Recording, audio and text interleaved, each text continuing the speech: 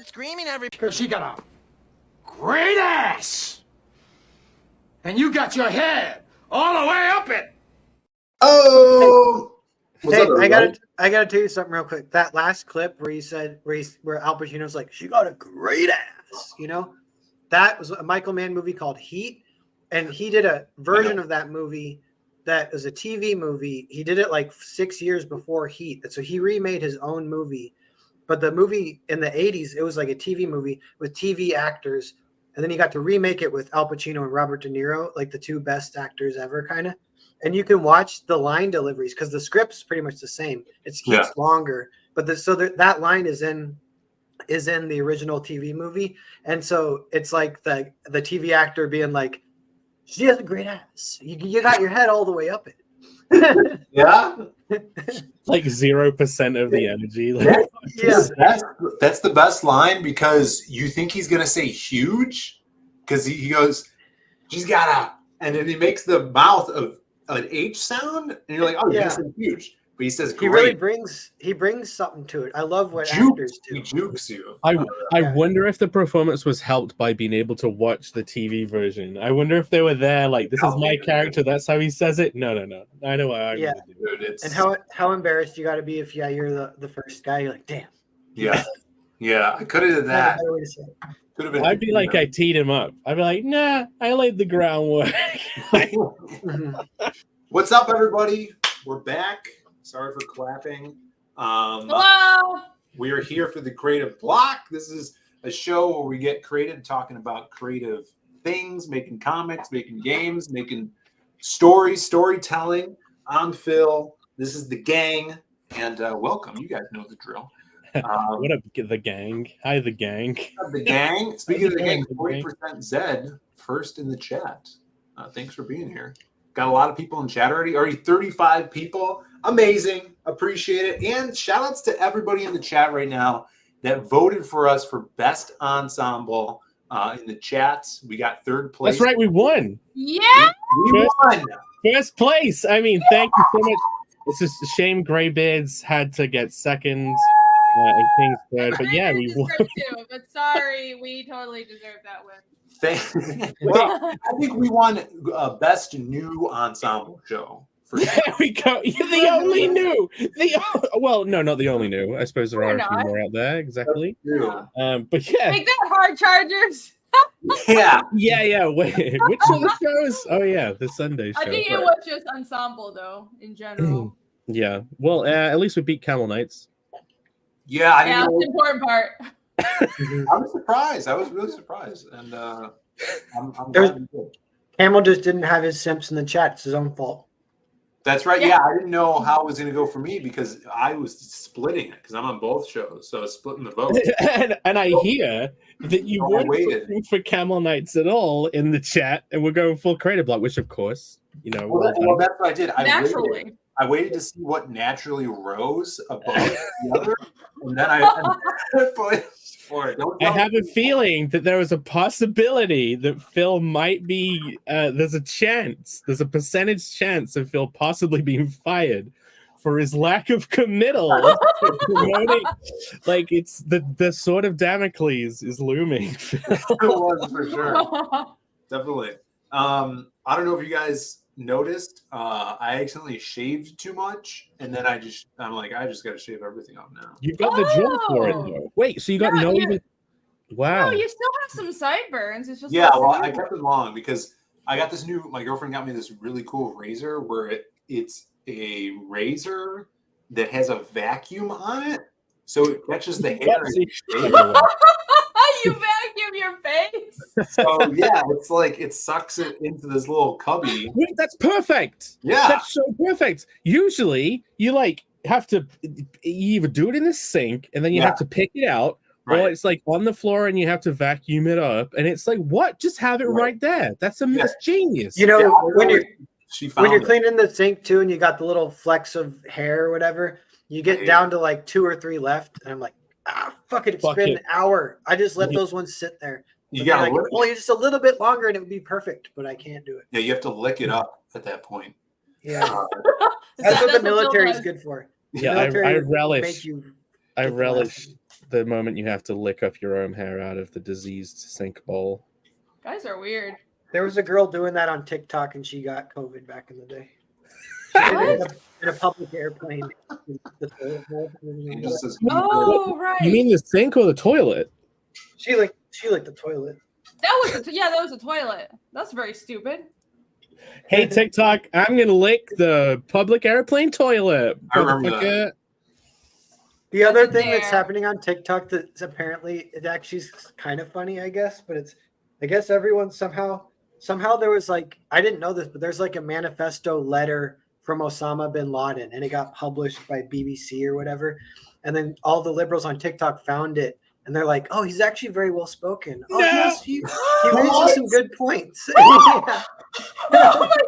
I mean, and China's like, "Yes, promote, push it to the feeds, push it to the feeds." Are we surprised that that's their take? I mean, I realize it's kind of we saw that coming.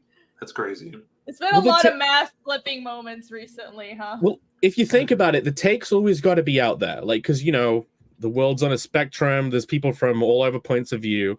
So, like, there's people who are going to seed that straight away. Like, hooray, it's great. And then the people controlling the algorithm will be like, you know what? Maybe we should, like, push this a little bit, And then people would, like, pick up on it. Then it would become a thing. Maybe it wouldn't have. Or maybe the mask is just... Maybe they want it to be a thing. Yeah. Mm-hmm. Who knows? Alisphere B says Asian barbers use vacuum clippers. I wouldn't know. I'd never encounter clippers when I go to the barbers. Well, how'd you get rid of your beard? I just waxed it. I go to the Brazilian wax place. It's too much. Yeah. I have to wax my whole face. It's like everything. The razor's awesome. I'm loving it. But you got carried away with it. I got exactly. I'm not used to because it has no guard on it. So I'm like, sketching this thing out, etching into my face. You're like, oh, that's good. That's nice. That's nice. Yeah. It took too much here, so it's like there was a bald spot. I'm like, I just got to get rid of the whole thing. Phil, I gotta say, I think it's a good. I kind of think it's a good look.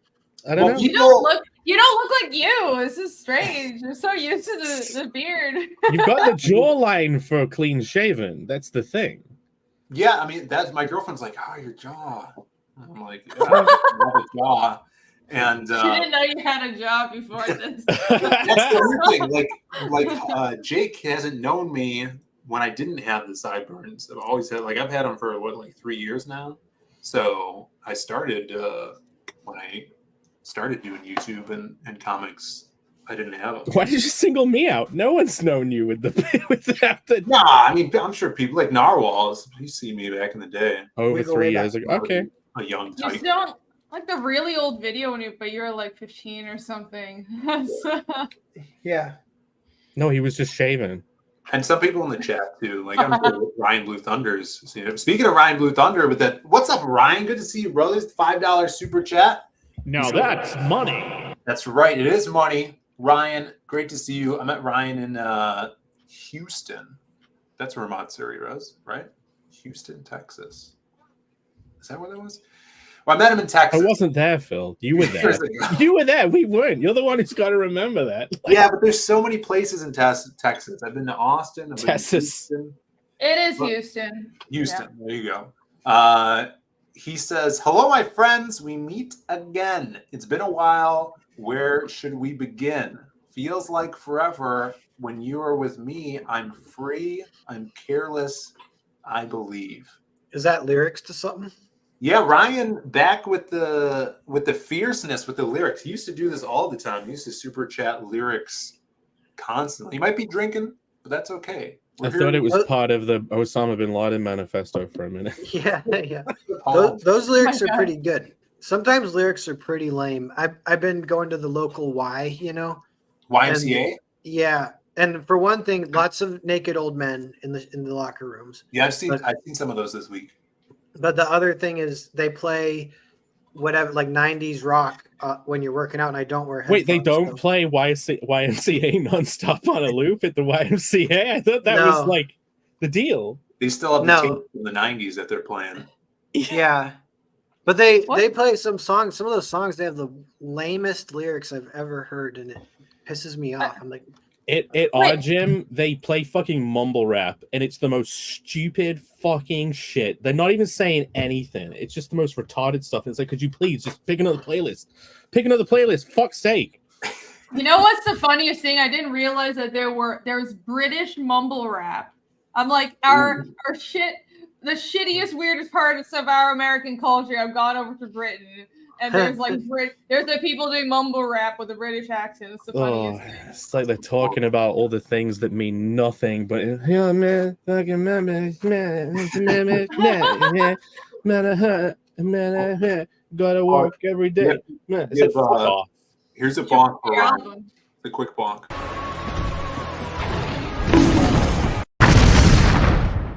Thank you.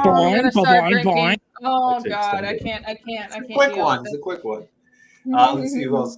I saw Bancroft's in the chat. You guys are gonna love the PowerPoint this week. Get ready for the topic. It's gonna blow your fucking mind, guys. Amazing. And the Creed.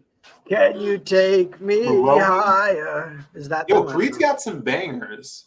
Yeah, but those you'll remember them and you'll be like, oh, this song, and you're like, oh, I don't like the lyrics.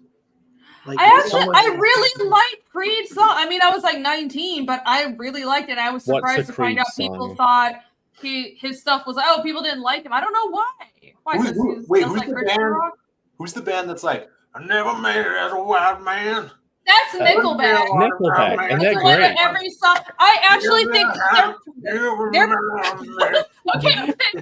it as a wild man. Their problem was every song sounded the same. Remind me. Sorry. I like them too. Every song did sound the same, but I like them. They were pretty good. Yeah. I don't think Nickelback are bad. I recently went through a period of getting into nu metal, and then because I was remembering like soundtracks. Is new spelled N-U? Because I don't think we could say that on stream. We're not allowed. Not allowed. You can't like anything new. No new. Yeah, not anything new. I think it might be NEW because it might have been given it that name before people went NU. But it got me thinking about fucking the soundtracks they put to all the Tony Hawk skater games. So you look at this photograph. Yes, I love that song. Tony Hawk had some sick. You know who wrote good lyrics? Sublime. They're good. They had some good songs, good lyrics. I can't remember a song from that. But that guy died. Thanks. No. Hooray! That's why they were good, because he died, I think. That's the only reason bands are good. But I got like a Skater Anthems double CD album set, and I just had that in the car, and I've been like, this is so cheesy, but I love it. Do they have Goldfinger in there? You mean like the James Bond Gold? No. The band's there's a German ska band called Goldfinger, and they sing a song called Superman. How does it go? It's like, how's it go? Because maybe. Fucking Stacy's mom was on the. It's the main song from Tony Hawk 1. Everybody knows it's a ska. You gotta say it. I'm sorry, I don't remember things. I'm referenced. If it's not Futurama or The Simpsons, I don't get the freaking reference. I'm like the Western version of Irene. I don't know how that happened, but you know the song. I'm waiting for them to speak because it's just ska. It sounds like the same. Okay, this sounds like the Friends opening. It's every ska track is that opening, Phil. We need to get to the lyrics. I feel they're gonna say, "I'll be there for you." I'll be there for you. Because I'm Superman. Go on. Okay. It's not the album. Your stream's gonna get stuck though. This is ska, and everybody is ska. Welcome to today's topic, guys. Dude, this song's so tight. It sounds like every other fucking ska track. Bancroft knows. He's skated. He's played some Tony Hawk. Well, the only real ska track I think I have printed in my mind is the one that's in Basketball. You know they had that band in basketball. No, I've never seen it. They have the ultimate. But anyway, yeah, I had that album in the car. It's been fun. They had what is it? What is the band? Oh, you know that whenever I listen to it on YouTube, they filter out the lyrics like he brings a gun to school, like Real Big Fish is good. Her name is Noelle. What's that one? I don't know what you're talking about. We got Shelby Robertson in the chat. What's up, Shelby? Whatever that band is, I went to see them on my 18th birthday, and it was great. They played that song. I'll break out some Real Big Fish. I like how we have 77 people listen to Scott. Listening to us talking about Scott. Well, I'm trying to get to the hook. I didn't know that's what Scott was.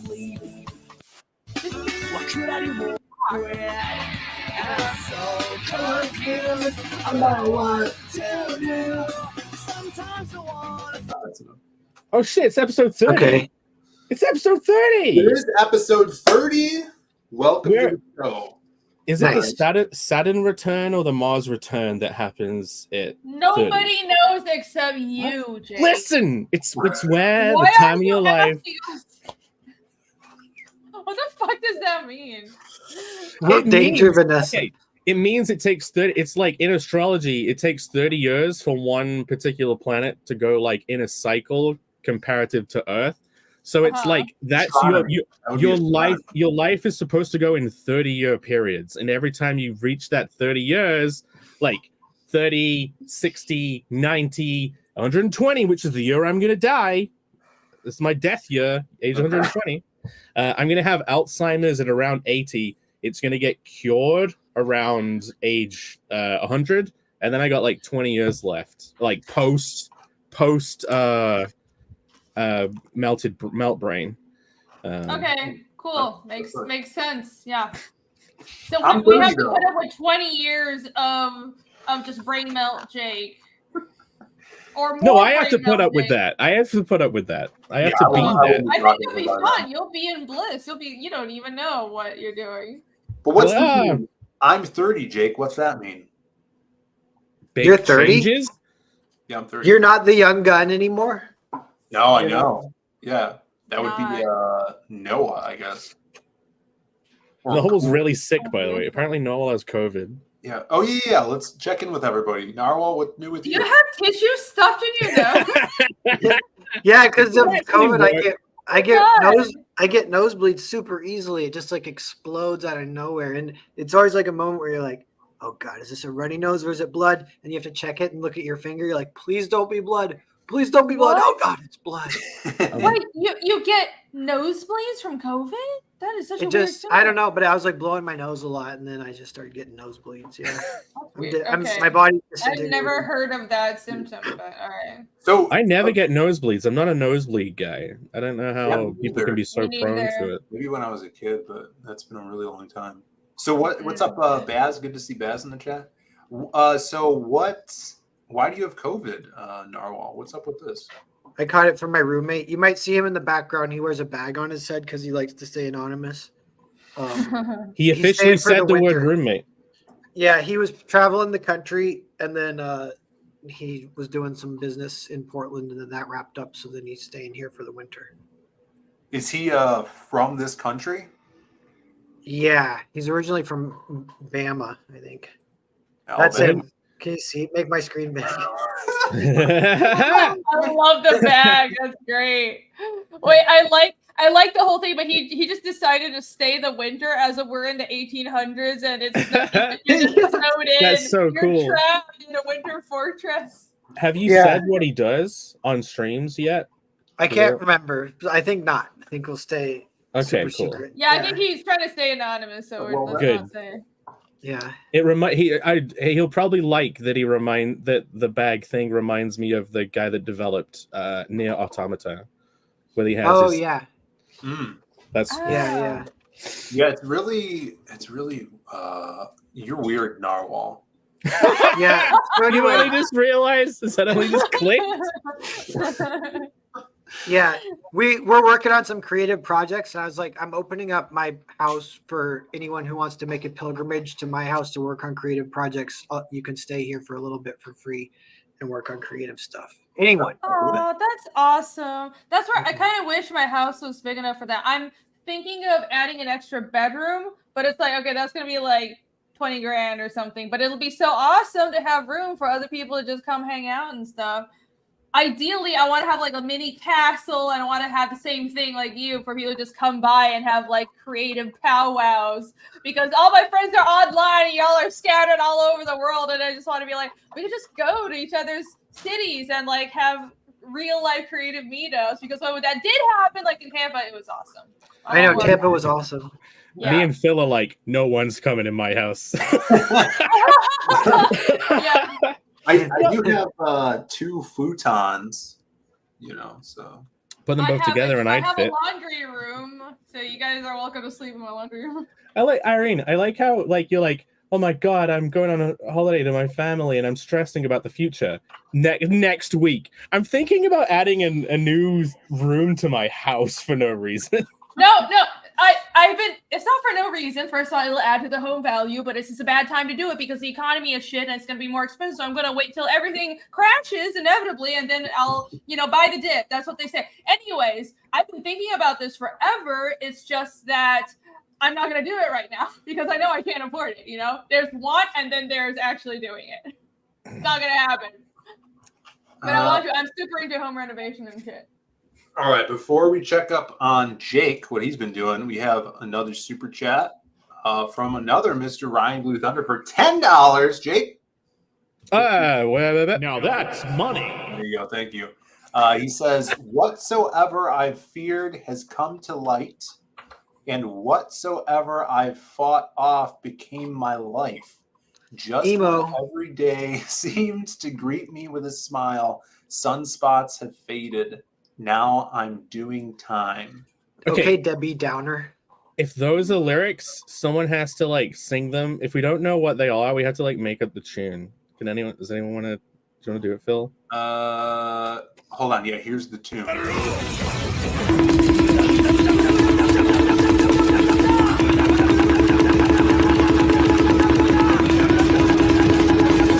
Whatsoever I feel has come to light. Whatsoever I thought of speaking in my life.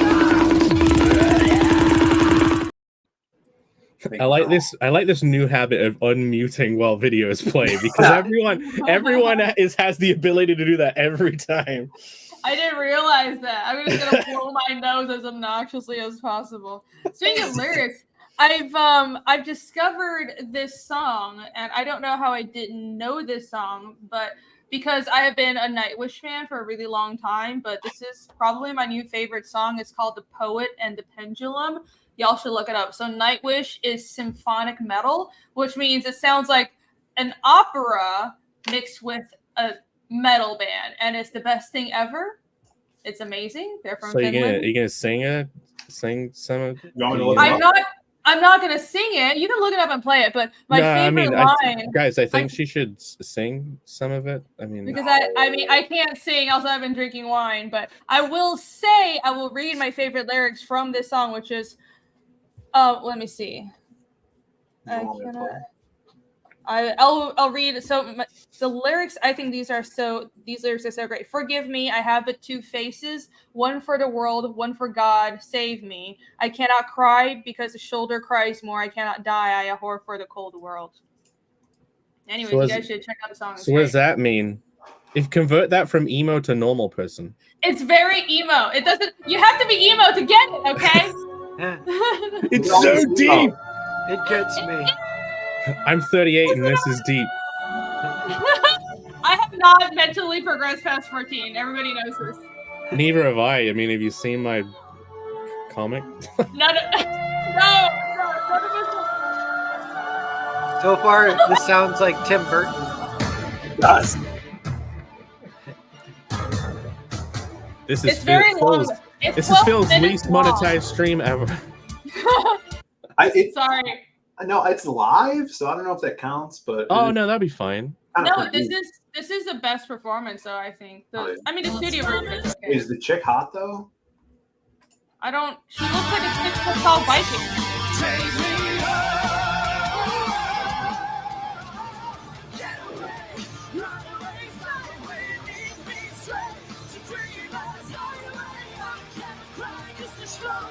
Yes! You got the line right there! Yeah! That's crazy. It's awesome! I love them. Everybody check out Nightwish. That's some shit. That seems pretty cool. It's epic. So check that out. Yeah, this stream is the music we listen to while we create. No, come on, Phil. What's today's topic, Phil? What is it? So today's topic. I'm glad we skipped over what I did this week. We'll get back to it after I announce this topic. So today I had to work a bunch, so I couldn't make a PowerPoint. Sorry about that, guys. So I thought of having a guest on, and then the guest canceled on me like 5 minutes before the show. Is it really canceling if you asked them a couple of hours before the show? Like, Well, that's another thing. I did ask them a few hours before the show. Not like 5 hours. What's up, Jim Cox? Good to see you in the chat. So he backed out. Hopefully we'll have him. I'm sure we'll have him on it again. But the topic was going to be, as it says in the title, creating, which is it's pretty specific, you know? It's very specific. Wow, we're a creative show, and we're talking about creating. well, it's the topic that's got 88 people watching. So maybe we should just call everything creative block, creating again every time. Exactly. So I think, long story short, we are just going to chat and shoot the shit and talk about our creative process and have some fun, which I'm actually really looking forward to, because I feel like, I mean, we've been doing this more rigid structure-ish of doing PowerPoints for quite a while, which is great, but I'm looking forward to other show. I would say we've been inspiring other shows to take advantage of PowerPoints and revitalize. We provided a competition for maybe different shows out there to finally step up their game. What show that you be talking about? What is this show? We're breaking the mold this week, though. This is the show. Danger Vanessa is in the chat. There should be a category next year for best show with PowerPoints. That's true. That's I agree. She actually super chat. She says for $5, thank you, Vanessa. She says Rainy needs a she shed. What do you think about that? Thank you. That's actually just my whole house. But I'm trying to have space for other people, which there isn't, because my studio is in my living room. There's no space for anybody else. Bancroft earlier in the chat was saying everyone should have a cottage. My whole place is basically a cottage for me. Yeah, this is mine. I would love that. I mean, I own a house, but I have a huge yard, and I still want to build another cottage because there's just never enough cottage. Oh, I'd love a real cottage, though, out in the countryside, little thatched roof. I know. I found a place that builds mini A-frames, and they look like these mini Viking houses. And I'm like, are they close enough to me to come over and build one for me? It's going to cost a fortune, but I'm so tempted. That's my dream. I'll have a Viking house in the middle of my backyard in LA. Yeah, I thought you were going to say Viking boat. You just live in the boat. What do you I guys don't live near LA, but that would be cool too. What do you guys think about this? What do you think about cottage cheese? Oh, it's disgusting. Get it out of here. I've never eaten it. It just looks horrible. Large curd. Anyone? Wait, what is cottage cheese? Is that the soft stuff? It's got chunks in it. It's like liquid, but then it also has chunks in it. It's too American for you, Rini. I've never had it as well. I don't like that. As Jake has never had it. I think it's. I'm sure if it's called cottage cheese, I'm sure it's probably more British than American, but probably. You know what cheese I really like? Munster cheese. You should have left a gap. You should have said, you know what cheese I really like, and then left a gap, and then we all could have gone. No, I don't know. I don't know what cheese is. Munster cheese is really good. I don't know what cheese. Moonstar or Monster cheese? Munster. You remember this one, Jake? Yeah. Oh wow, it sounds the same as the last one. Sounds the exact fucking same. It's not the same. It's the same fucking song, Phil. No, it's not. Come on. This is real. What we need to do is we need to get guitars and also drums and then also the trombone because that'll be unique. And then, this is really going to take off. Hey, it's coming back. Ska is coming around. Yeah, I didn't know what it was for the longest time. And then I'm like, oh, this is no doubt. All of the local bands around here will be very happy. There was a very strong local ska scene around here that Jake is trumpetist. Trumpetist. Trumpet. No, it's trumpetist. Yeah, bring back the trumpet. There was an advert over here where like the guy from IT Crowd would say, "Bring on the trumpets," and no one knows what I'm talking about. Shelby's leaving because I can't take the ska. No, Shelby, come back. Well, I mean, Shelby's fighting against the now 92 viewers. You know what? Maybe we need to just like axe PowerPoints in general. I know. I guess another bullshit show. You guys, I knew it. You guys have secretly hated PowerPoints this whole time. Hey guys. I made that. I am certainly not holding back on our drinks today. I made this cocktail that's pineapple mixer and coconut and vodka and watermelon and mint. Not an alcoholic at all. It's just like I usually don't make cocktails, but my friend showed me how to make this, and this is the best thing ever. So, listen.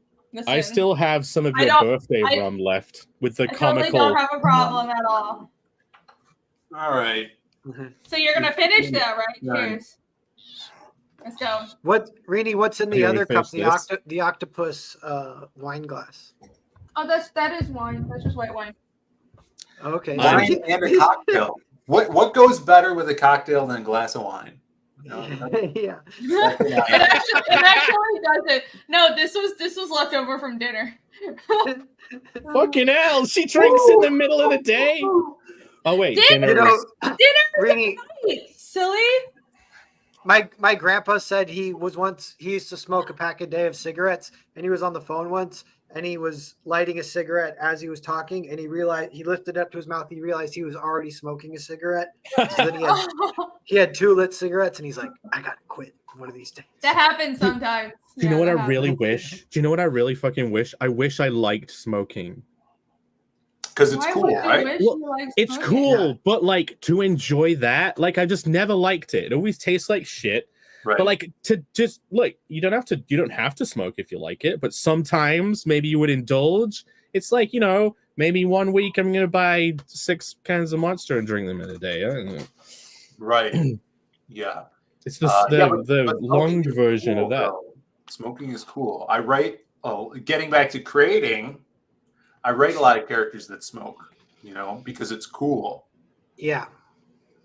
And you don't have to give them... Got to edit all that out now, Phil. You got to edit all the cigarettes out of your comics. No. You're not allowed to show that.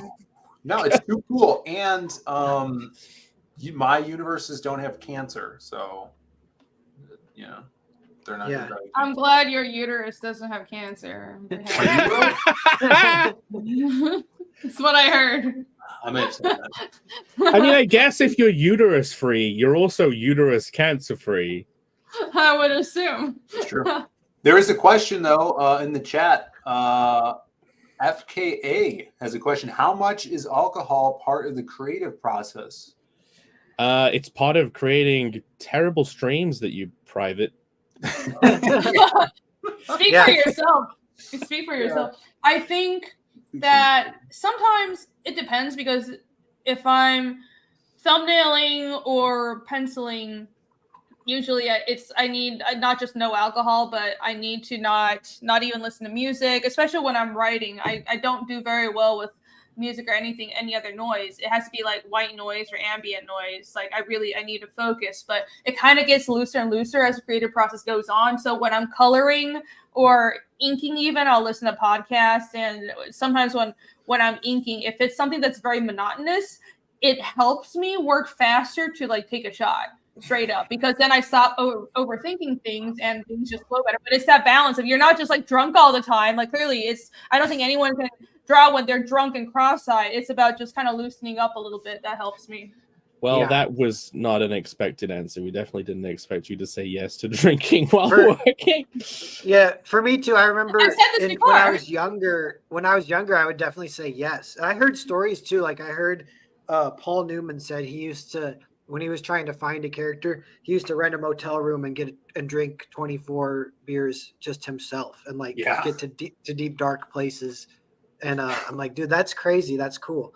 But that kind of quit when I turned like, I don't know, like 30 or something. I wanted to drink and be creative, but I couldn't. I would start getting brain fog, and then I would just have a hangover the next day. Yeah. So I kind of just getting older. It turns me into a retard, man. Like I want to try that now. Now both of you have like mentioned like examples of that. I want to give it a go. But yeah, the absolute brain fog. I couldn't do it when writing.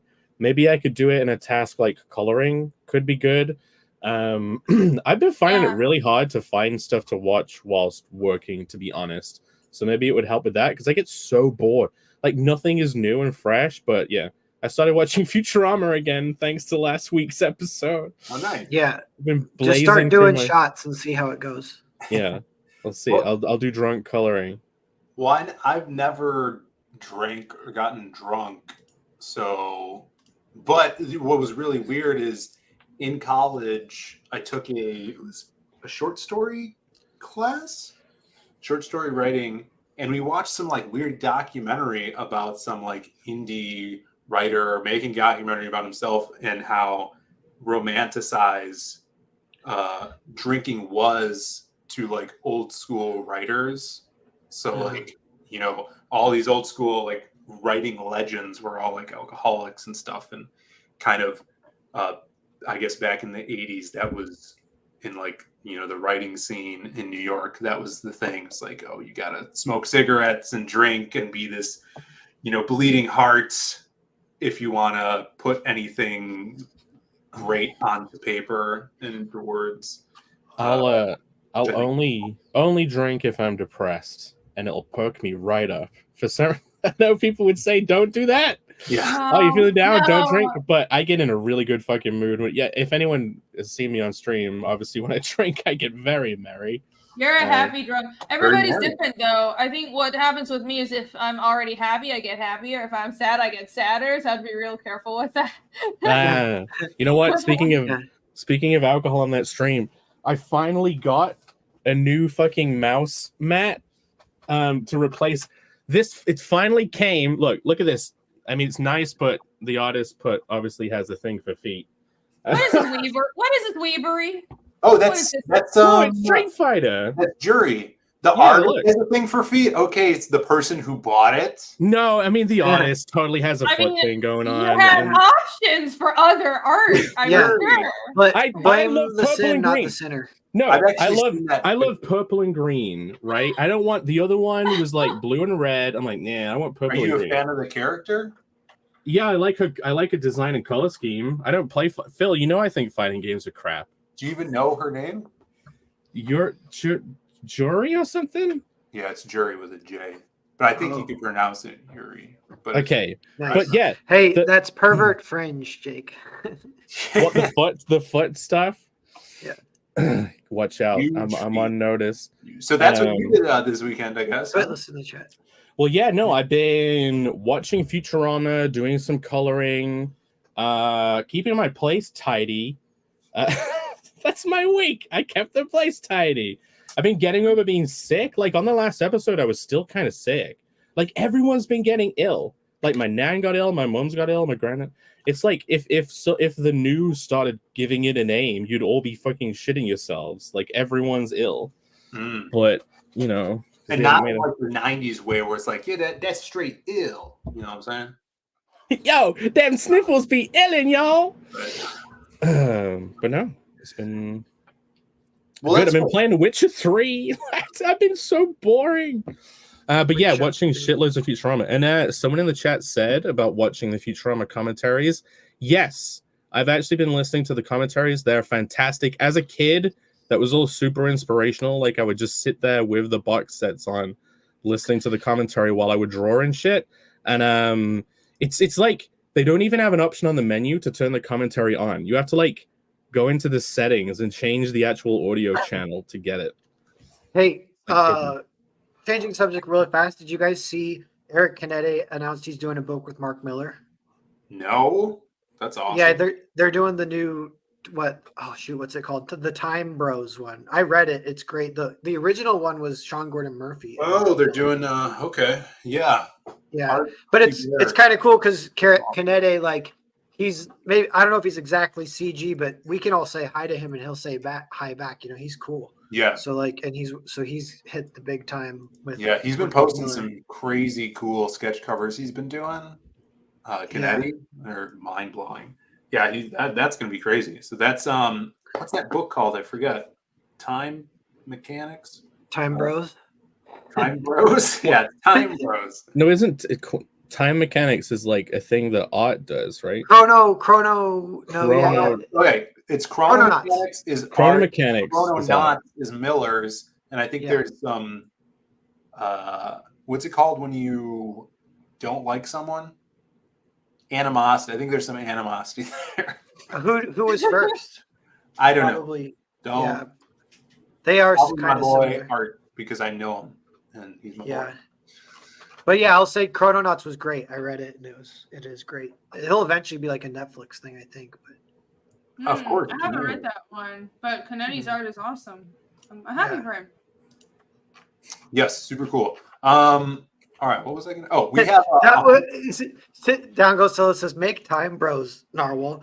Dude, we should. That'd be so funny. What would happen in Time Bros? It would have to be like Bill and Ted. Like No, honestly, this came up. I was on a stream the other day. We were talking about Cerebus. It was kind of a famous indie comic. He would have lampoons of the X-Men all peppered throughout the entire series. So it would become randomly just a parody, even though it's a fantasy comic based on Conan. It would have like a Batman prototype called the Roach would come in and he's beating up people because he thinks they killed his parents and he's like kind of crazy. And then later on he becomes like so anyway, that was when they parodied Wolverine in the mid 80s and it gave it a huge, even bigger boost. It got pretty famous. And it's like parody comics back in the day were like huge business. And there's like some CG guys who that's all they did. That's how they back in the day. Their career, right? You look at So I was thinking there's a few parody comics going on right now. You know, like there's some people making fun of Liam with like Boy Island. And then John De La Rose is doing Top Grift, which is making fun of Andrew Tate's book, which is like Top G. So I think that's cool. Like the parody stuff. I was thinking about trying to get into it, but I would want to parody like the most popular thing, which comics kind of aren't even that popular right now. So I don't know what you can make fun of, but like it'd be kind of funny to like either make fun of like Sean Gordon Murphy's Zorro or make fun of something like that. No, you have to do like you can make fun of Isom maybe. I don't know. Somebody did a Beardzerker, right? Who did Beardzerker? Yeah, it was Don. Don Chin did Beardzerker. Yeah. And then, I mean, did you see the Moosent that the Lucent, which was Don Chin doing? That was his art. I did. Are they actual books or are these just characters that he's making? I thought that was just one. It was just a thing for the fan art contest. It's nice. Awesome. Let me see if I can John Chin was who I was thinking. He did that in the 90s. He did a ton of cool parody books. But I want to do a parody book, and it would be fun to do Time Bros. Just call it Time Bros. And have it be like kind of ripping off, because that's the thing is that's a way around. You can use X-Men like if you're making fun of them. Like parody allows the use of IPs, so that's like a way you can do it. How do you find what's Don Chin's name here? I'm not sure. Moosent. Doesn't come up if you just search Don Chin. No, it might be something weird. Oh, here it is. I just found it. Bankar said it's going to be a trading card. That's cool. Yeah, check this out. This is great. Oh yeah! Great? It's so funny. It's kind of gross, but yeah. Utter death. Oh shit, the Moosent. Yeah, make it. Sorry. Mike, I just noticed the flying milk because I saw Yeah, it the as like a blurry thumbnail milk. on the fan art voting. I didn't see them flying milk. Oh my god. Look at that That's face. too much too. nipple. That's too much nipple for a back representation project. That's some nipple. I want to All get right, excited. we got 111 people in the chat. Nice. Is it officially the death of PowerPoints? Yeah. No, you guys It's a hate fluke. PowerPoint. It's a fluke, everybody. I'm going to run through our campaigns to show you all you fine people in the chat the stuff that we are hawking, the stuff we're creating. And if you guys want to support us, you definitely can. So check it out. Oh, now, the shit. first thing that I'm going to show you, you don't even need to buy right now. You You can do me first. you just have to go over here and sign up for Carnal the Barbarian, which is Jakey's big book. Yeah, hold on. Rainey was wearing her merch, so I decided I got to get my. Oh, this is a competition now. This is a competition. Oh, okay. Well, y'all better get your merch on. Here we go. Salesman mode. There it is. Let's see the hat. There we go. There's my salesman mode. Check it out. Hurry. Yeah. Connell the Barbarian. It's my comedic fantasy that follows the adventures of the titular Connell as he inserts himself into yet another crazy adventure. Another one for him, the first one ever for you. Sign up. We're on our way to 200 signups. So if you've never seen this before, go to the page, go to connellcomic.com or bluedickx.com and you can sign up. You can give me your email address. You can shove your email address right there. Connell's going to be amazing. People on the panel have already read it and they seem to enjoy it. But yeah, it's just like crazy, raunchy comedy, action, fantasy. And it's going to be awesome. And if you sign up and then back, you will get a special trading card, like most people do, drawn by the wonderful Irene on this panel of a little hedgehog. And she's got to stat it out, and it's going to be like a unit. It's going to be like a really hench, evil unit, but it's going to look really innocent. A shape-shifting elder monster that's actually looks like a mini hedgehog. Yeah, pervert fringe hedgehog. Yeah. But yeah, awesome. Go over there and grab it. Mr. Bacon says in the chat, he says, why is his axe bisexually colored? Blue? It's just sexually colored, I think. It's just blue. Oh, because of the blood. Well, that's blood. Yeah, that's blood, Biggins. Come on. The blue shines through the blood and makes it purple. Could be something else. It's what could it be? It's some kind of disease. What kind of disease looks like that? Oh no. It's like multiple weird things, yeah. Fluid. All right. Oh my god. All right. We now, speaking of fantasy, we got a little bit of Fiendish. You guys are reading Fiendish 2 right now. Wait till you over the level 2.5. Yeah, Fiendish 2.5 that you see right here on my beautiful website, fiendishcomic.com. So you can go right there. The campaign is hosted on Fund My Comic, but you can also back it on fiendishcomic.com. It's just a Fund My Comic campaign mirrored onto the website, so it's all the same. But check it out. Fiendish 2.5 is the first standalone one-shot to the Fiendish series. We follow my main character Cosimir's story after his hometown was destroyed and after he had to set out into the world all on his lonesome, and he may or may not be taken in by a strange, mysterious hunter who may or may not treat him the nicest, and he has to go through a lot of weird shit, but we get to see some parts about his past and how he meets some of the other characters that feature in the main series like Eskill and Ragna. I'm really excited about this story. It's being drawn by Michael Rushbrook, who's usually in the chat, and if he's not, go follow him on Twitter at Mr. Sketches with an S. With a 5 for an S. With the 5 for an S. Sorry, I've had some wine to drink. And it's being colored by Jake.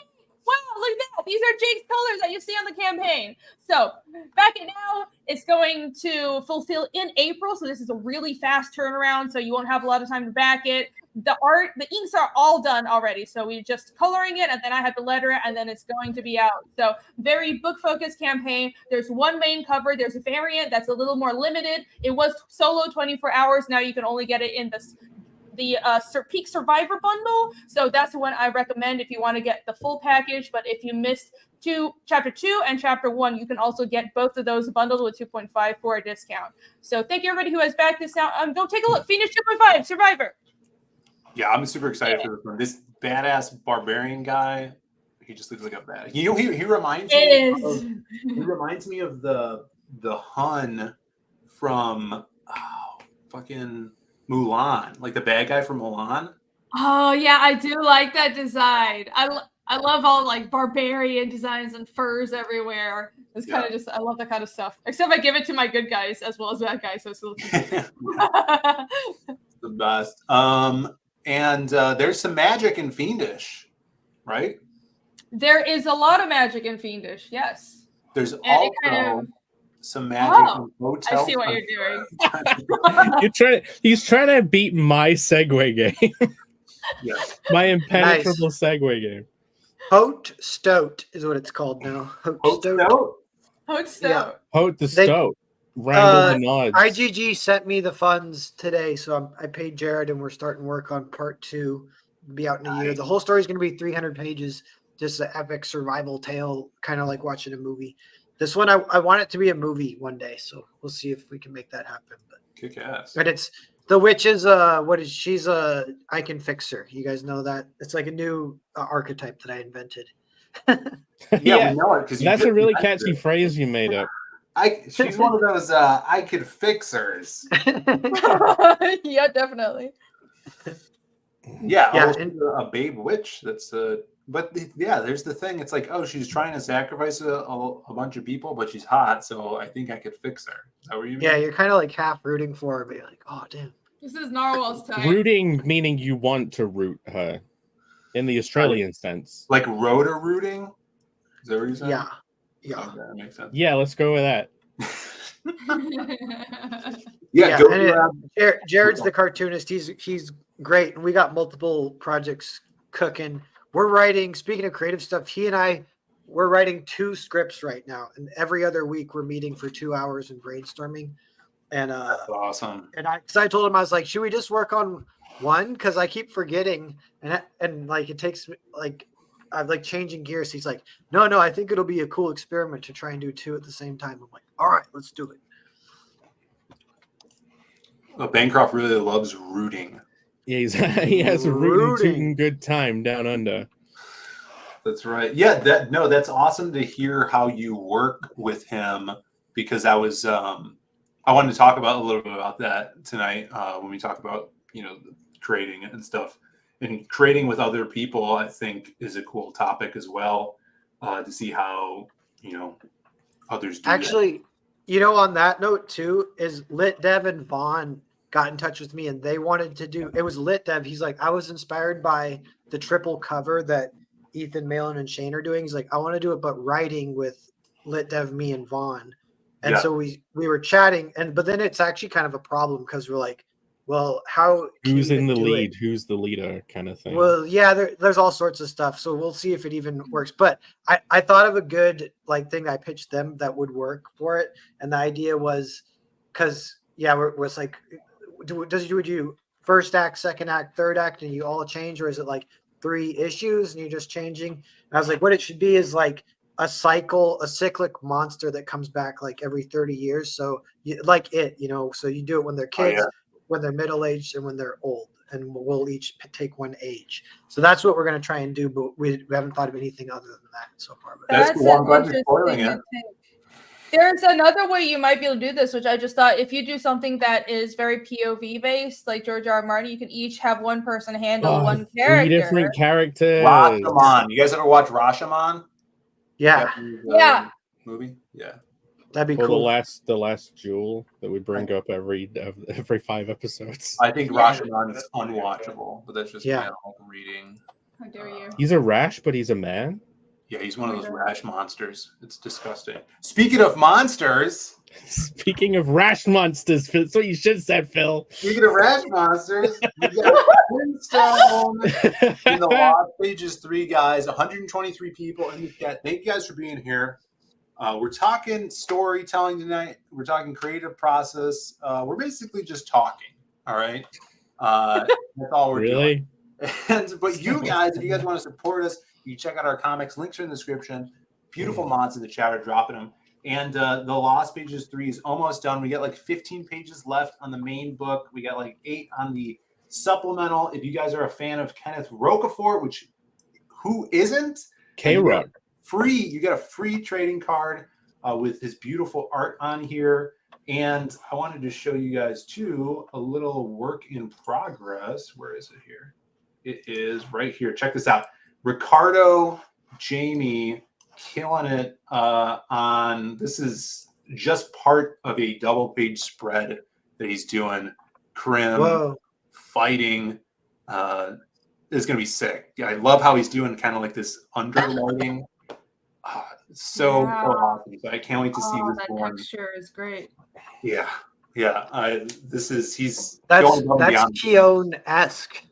Yes, it's awesome. The underlighting, it's giving me Pit vibes for sure. But this is a big double page spread, the climax of the story. So we're getting these really big shots in there, the memorable moments in the story. I'm super excited about that. So if you guys are digging this and you have not backed it, definitely do so. And really appreciate it. I've been working on a lot of stuff right now for next year too, so I'm excited to talk about that. And today I had like an awesome day, like writing day, just like brainstorming and breakthroughs on like some stories. Like for some reason, one of my favorite parts of writing stories is just nailing the pacing, where at first you're kind of like stabbing in the dark with a story. Yeah, maybe we go this way, maybe this will work. But then once you get the pacing down, and you're like, wow, that fits perfectly into a 24-page story, it feels really good. So that's where I was today. I was like, I always worry now that I like drag out scenes a bit too much, but I've been reading over stuff again, and it's like it's pretty dense. Like going back and watching all those old Futurama episodes, they are surprisingly dense. If you're not paying attention, like they'll jump to another scene. There's always gags. Like it made me kind of appreciate how many gags you put in Hotel Story, as in not like goofs and jokes, just like things that happen. You know what I mean? Like physical gags. And yeah, it made me think like making things more dense is good. But it made me think I gotta make more jokes and stuff and like punch it up a bit in a Futurama way.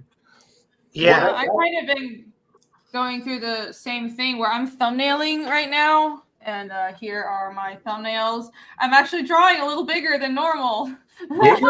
Yeah. Wow, look at that. Here are my fingers, and this is my handwriting. Like you've gone so many slanted panels now. That's great. Wow, that's cool. I am going crazy. Yeah, I'm trying to push my paneling, and you see I've got like diamond panels, and I'm like, let's just break it up and break the panels as much as possible. I'm really excited for this next chapter. But something I've noticed is I have so much story to fit into chapter 3. This is chapter 3 that I'm trying to condense things, but I condense it and I go back and read it. It's actually okay. I think people can handle that as long as I'm not skipping anything important, So it's kind of like the same process I'm going through. That's so cool to see. Have you done like a just like a book full with that back matter stuff, like your thumbnails and stuff? No, I'm sure we talked about. I think we talked about like if you wanted to do like that when you do like a big collection. That would be cool. Yeah, I'm waiting for just do a proper fiendish art book after it'll be soon because the series is every 3 books is an arc. So chapter 3 will be the end of arc 1. So it'll be soon. I'll have an art book ready for everybody. Bill, can you throw up my screen real fast? Yes. I'll show you guys something I'm working on too. So I got this 3D guy I'm building. He's like a little prince dude, and he's gonna be.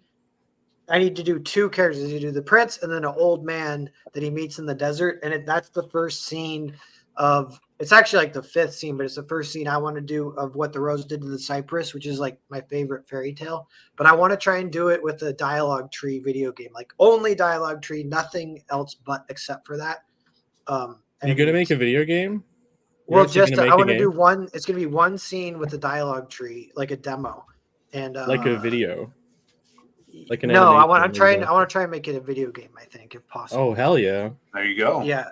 But it's gonna be fun, and I know what you're talking about, comedy, Jake. It has to be funny. Because the first scene, it's pretty funny. It's like the prince, he kind of gets like lost in the desert, and he meets like this beggar out at this pool in the desert. They're both drinking water, and the beggar's like, "Well, how did you even get here?" And there's like a long kind of funny circumstances that got the prince there, and then the prince is like, "Well, now you got to tell me how you got here too." And the beggar's like, "You don't even want to know how I got here. It's nothing but bad things could happen to you if I tell you how I got here."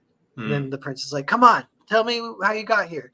And the guy's like, eventually, so that you could do a dialogue tree with it, but if you get him to tell you how he did, he'd be like, "I used to be a king and I had 4 sons, and there's this princess to the west where if you can go visit her and she'll ask you a riddle, and if you get it right, then she'll marry you. But if you get it wrong, she chops your head off. And I lost all 4 of my sons because they all tried to solve the riddle." And he's like, "And I know now that I've told you this, you're gonna go try and solve the riddle." Like, and the guy's like, "Yeah." So he does go, and he's like, "You're actually right." Yeah. I kind of do want to try my hand. And so then he goes, and that would be the end of the game that I just want to do, the little test. But then the story continues. It's pretty funny. Like, he goes and he thinks it's a trick question. So he just tells the princess the opposite of what she asks. And then he gets his head chopped off. So you think he's the main character, but you find out he has 2 younger brothers. So then one of them goes to kind of avenge him. He's like, "I'll get that riddle and I'll avenge my brother." And he gets it wrong, gets his head chopped off. And then the youngest brother comes and he's like, "I'm not even gonna try and solve the riddle yet. I'm just gonna like lay low in the kingdom and see where that riddle even comes from." So he tries to find the origin of where the riddle even comes from, and it takes him on this epic quest. And it's like really a cool fairy tale. But that's pretty cool. Has anyone thought of just burning the kingdom down or burning the castle of the princess? That sounds like a good idea. Yeah, well, I think she's got her own army and shit, you know. But well, so do the princes. A burnable army. Yeah, they could go to war potentially. Yeah.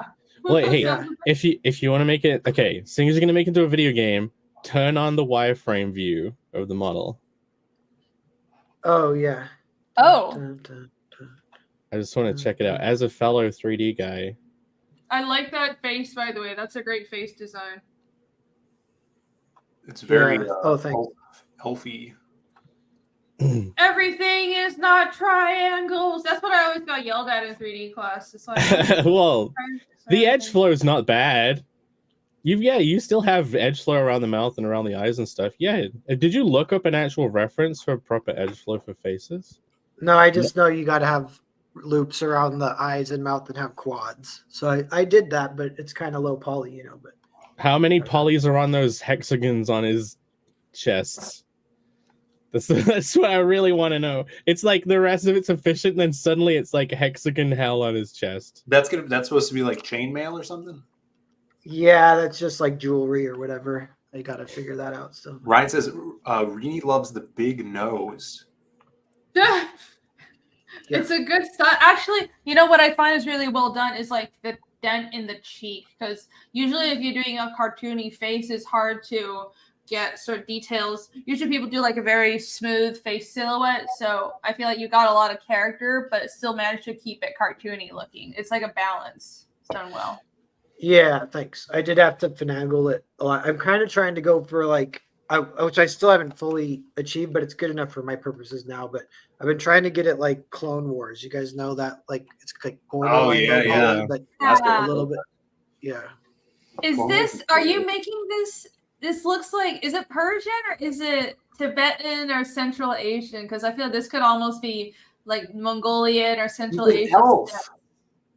Yeah, I think it's a Middle East fairy tale, and it's like the desert around there. But I thought he was an elf. Yeah, he'll be like brown skinned. Probably. His nose is too big to be an.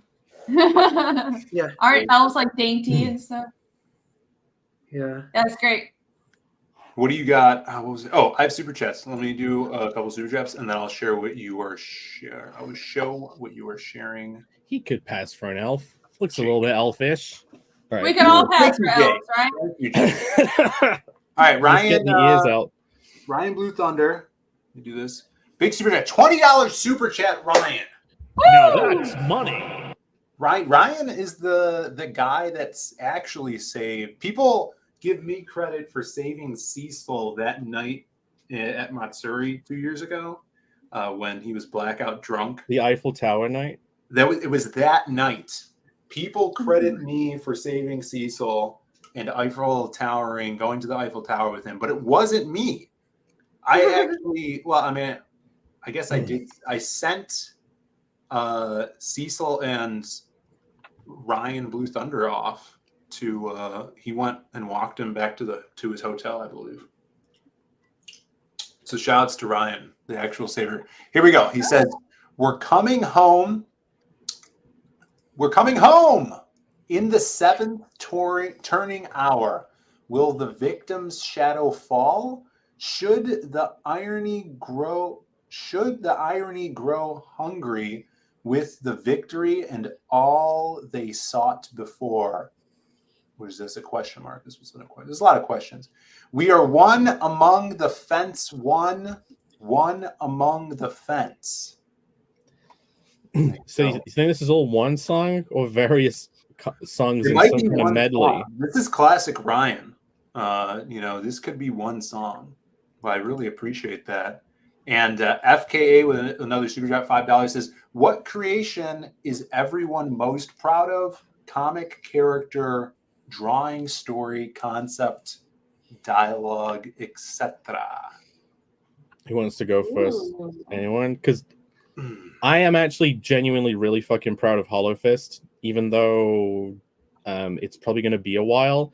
Like, I love the Hollow Professor. Like, I love Mindy. Like, I'm really proud of those characters in that world I made. Like, all of the Hollow buddies. Well, it is a whole world, which is awesome. Like, even when you talk about it and saying that how Fistopia.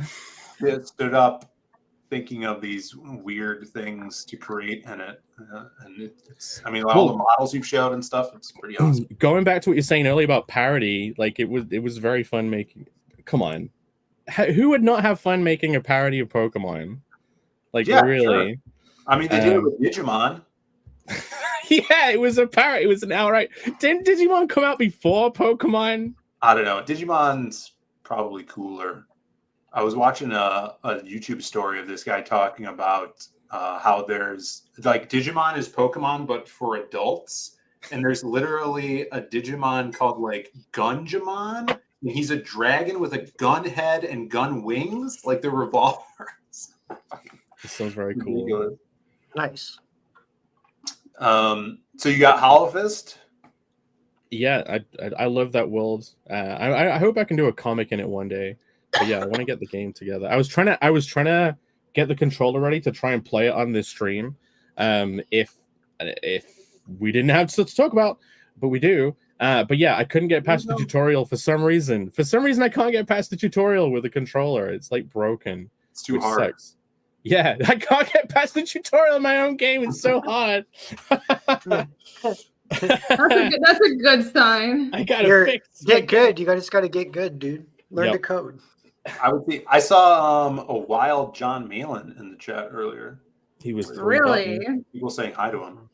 He didn't say anything because he's speechless about how amazing this stream is. But I don't. He really admires the PowerPoint that we've got today. PowerPoints, it's amazing. I bet he's still lurking and watching over basking in the glory of the creative blog. We'll take the view. We'll take the like. I appreciate it, John. And in fact, I want to say my most thing that I'm proud of that I put out is probably the story that I worked on with John for Graveyard Shift, the Brahm story, the supplemental that I wrote, and Tommy Patterson drew, and Jimmy Reyes inked it. I love this story. I think it's freaking awesome. I had so much fun working on it. 48 pages, self-contained. I think everybody that worked on it knocked it out of the park. And I wish I had more copies to just like Read this, everybody. Everybody just read this because it was so fun to work on that story. And I hope I could do that again. It's really fun. But other than this, that's probably, oh man, CG Vacation as well. Just like corralling everybody together for that. Your eyes lit up while you were talking about that without you even knowing. It was very touching. It was really cool. I mean, I've been blessed to be a part of a bunch of awesome, badass stuff and more stuff that's coming out next year. I can't wait for it. Like I'm love doing this stuff and this, like the stuff I'm writing right now. I'm really, really excited about it. I can't wait. Yeah, to check it's kind of always the latest thing. Like I was like, maybe I was like Grand Prix. I'm pretty proud of finishing that script, but that was a few years ago. Now I finished it, and then for a while actually I was kind of didn't write anything I was super pumped on because I was trying to write low budget movies, which is a little different. But then for like years kind of, and I wrote some, but then kind of trying to master that. But I got back to comics a little bit. I've been writing that personal comic and I still don't know if I'll finish it. It's still like that kind of tense period where you're like, is it going to work? Am I going to get to the end or whatever? But there's things in there that I'm proud of that I'm pretty stoked on. It's like the fact that the Grail like has a personality of its own, but all it can do is just nothing basically. I mean, it can like abandon people at opportune moments just to F with them, but it ends up having kind of this personality of basically like testing people to make them stronger. But part of it too is a cool breakthrough was, yeah, it's like, and Percival's like he's playing chicken with the cup kind of like, so, cause he knows it'll do that. So he like doesn't take shit from it. So he'll like talk to it and stuff. He like hates it. And he's not, it's like a miracle weaver, but he does not give a shit. But then he finally does, he will never use the Grail cause he knows it'll disappear if he does. And he needs to get it to Arthur, but he's like dying. So they're like, we're surrounded. We're going to get murdered. You have to use it. Heal yourself. Fight us out of here. We'll all survive. And then you can figure out from there, like maybe it'll leave, but you can find it again. And he's like, eventually, he's like, I haven't even got to this part, but I think this is what's going to happen. So he's going to be like, okay, I'll do it. So then they go to the ground and it's gone. So it screws him. So then he has to like, you're turning into Shane Davis. You're spoiling everything. Yeah. No. But one more thing. I just got this is the breakthrough. The breakthrough, because I was like, where does the Grail go when it leaves? Is like that's its personality, because it will actually go somewhere where someone can use it, but then it will leave them when they need it most. It's just always leaving people when they need it most. And it's actually like what? Where does he go to get it back? Personality of God, though. This is like the personality of God to give the greatest tests to make everyone stronger by fucking with them, basically. Doesn't he keep getting it back over and over again? Isn't he supposed to get it back over and over again? Yeah. So then he actually just gets arrested and he's in jail getting tortured. And the Grail, he's chained up, and the Grail appears in front of him just out of his reach. It just like fucks with him and taunts him. And then the Grail hangs out with the main bad guy. The Grail just hangs out with him, and he's like, dude, I was about to like raise the whole town to find the Grail, and it just appeared. So like that it's like a little, I don't know if you could say it's postmodern, but this is the thing that interests me these days is like, it's not exactly like, I don't even know if this is Hero's Journey. I don't know what it is, but it's the Grail fucking with people. And it's like kind of Tarantino-y. It's like very not what you'd predict, and it makes me laugh. So that's like what I like writing. This sounds good. Shout outs to Jim O'Reilly in the chat. Haven't seen you in a while, brother. Good art. Good to see you. Jim, what up? I can probably remove it, but now I am nervous. Sometimes it'll explode. You're gonna bleed on stream, and then Phil's whole channel is gonna get deleted. Yeah. What about we'll get 1 million viewers because it's like, ooh, blood. Yeah, true. What about you, Irene? What is your most proudest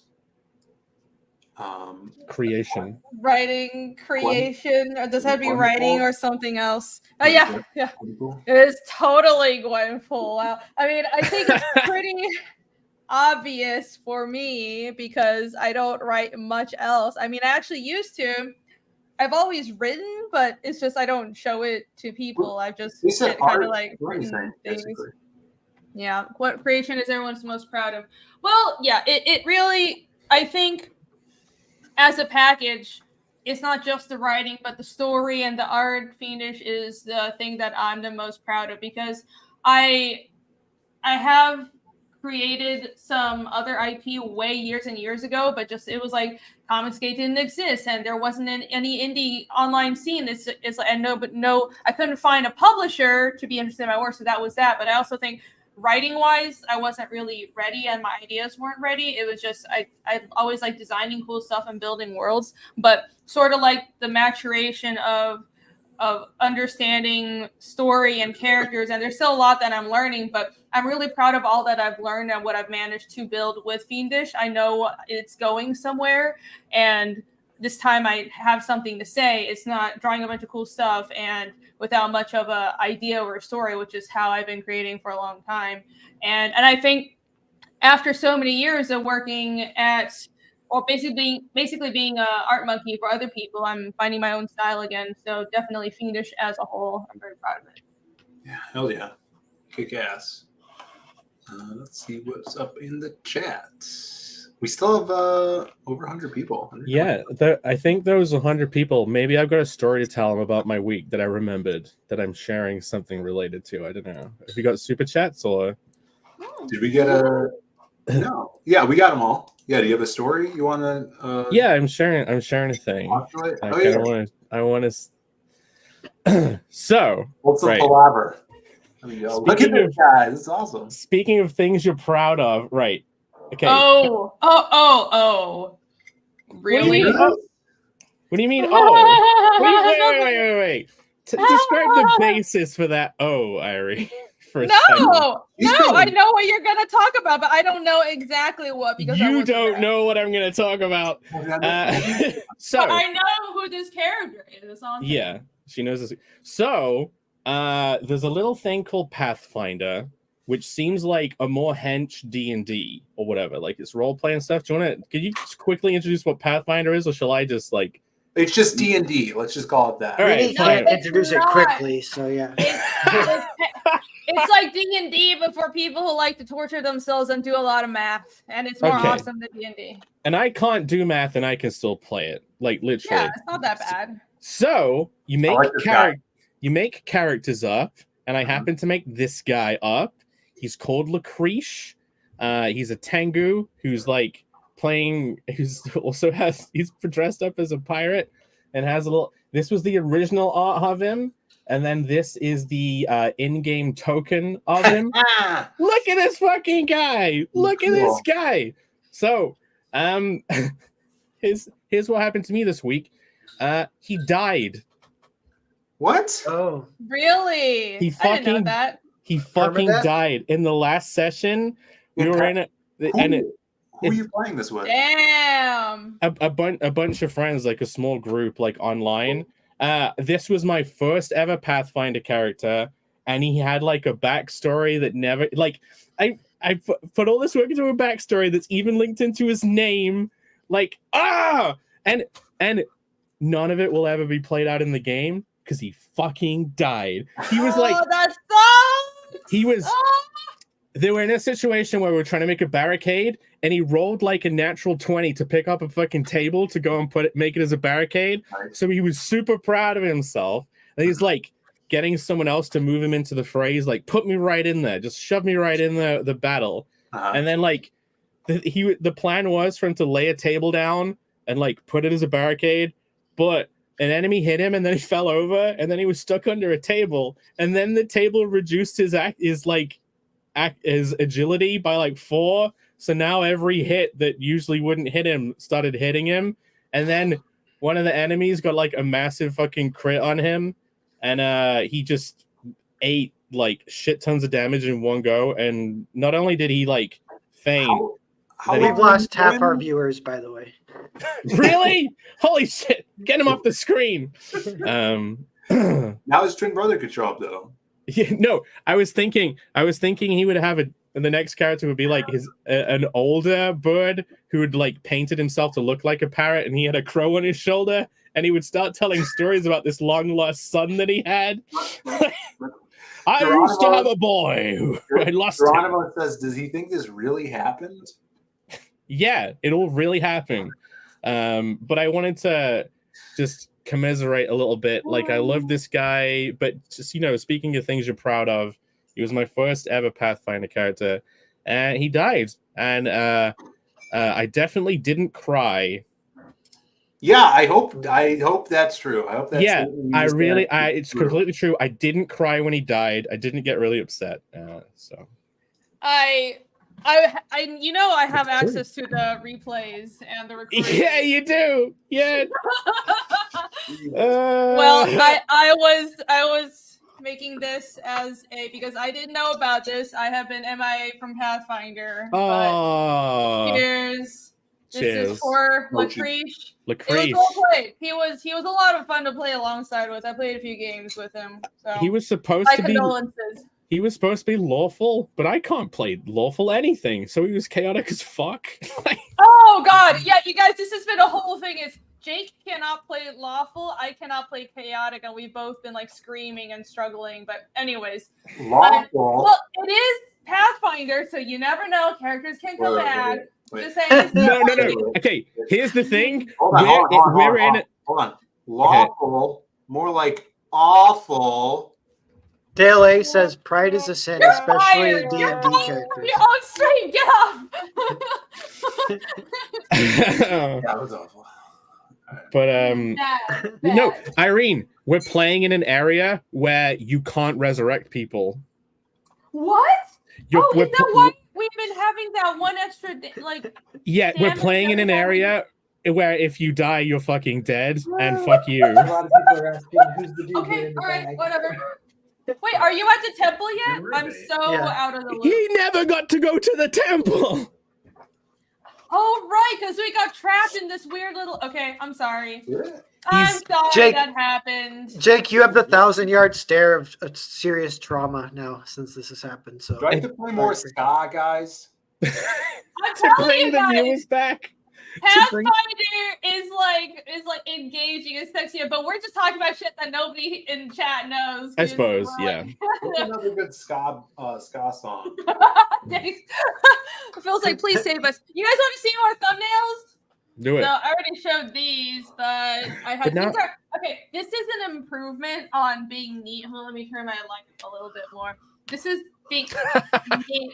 There's the thumbnail. And look, here's my story. I mean, congrats to you if you can read all this. But anyway, this is me taking notes on something. It's like option A, option B. This is two choices I can make in chapter 3. Anyways, I think I've shown these on my channel before, but these are like my thumbnails before, and I actually realized I was going too messy. So this is like the first 30 pages or so. I'm up to like page 30.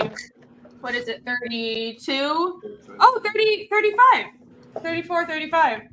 Which is not very far considering the whole length of the story, but Chris says, I actually penciled. Ragnar sleeps with a Casimir? What the F?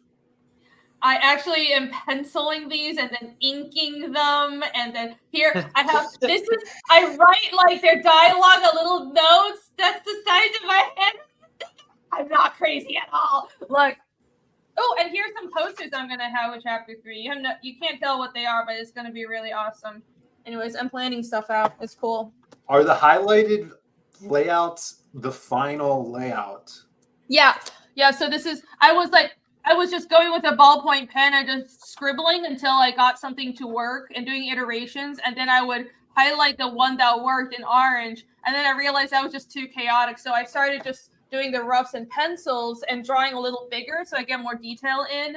And I think this has worked out better, except sometimes it just happens when you're doing layouts. So actually this page I'm going to scrap, and it's like, this is something I didn't do with the last 2 chapters, and I don't know why, but it's just, I wasn't taught to thumbnail this way. And I realized I should have been doing this after finding, so it's like, because when you print a book, it's like 2 pages opposing each other, right? So it has to, graphic design has to look good across 2 pages. But I've been thumbnailing just 1 page by 1 page, not 2 pages side by side like this. And I've just been checking in post, okay, are any of the panel borders tangenting across the page fold? And I realized I should just thumbnail with 2 pages across from each other. So the layout is really good from the beginning. And I realized I can think more about the dynamism of the entire spread that way, because I've noticed, like, especially reading chapter 2, I know nobody else will notice, but I'm extra critical of my own work. For example, I think about things like, if this page, you see these 2 pages, like nobody can tell what's happening, but just with the paneling, this page has a lot of really big actiony panels. Well, this page, I'll oppose it, because you don't want to have the same feel.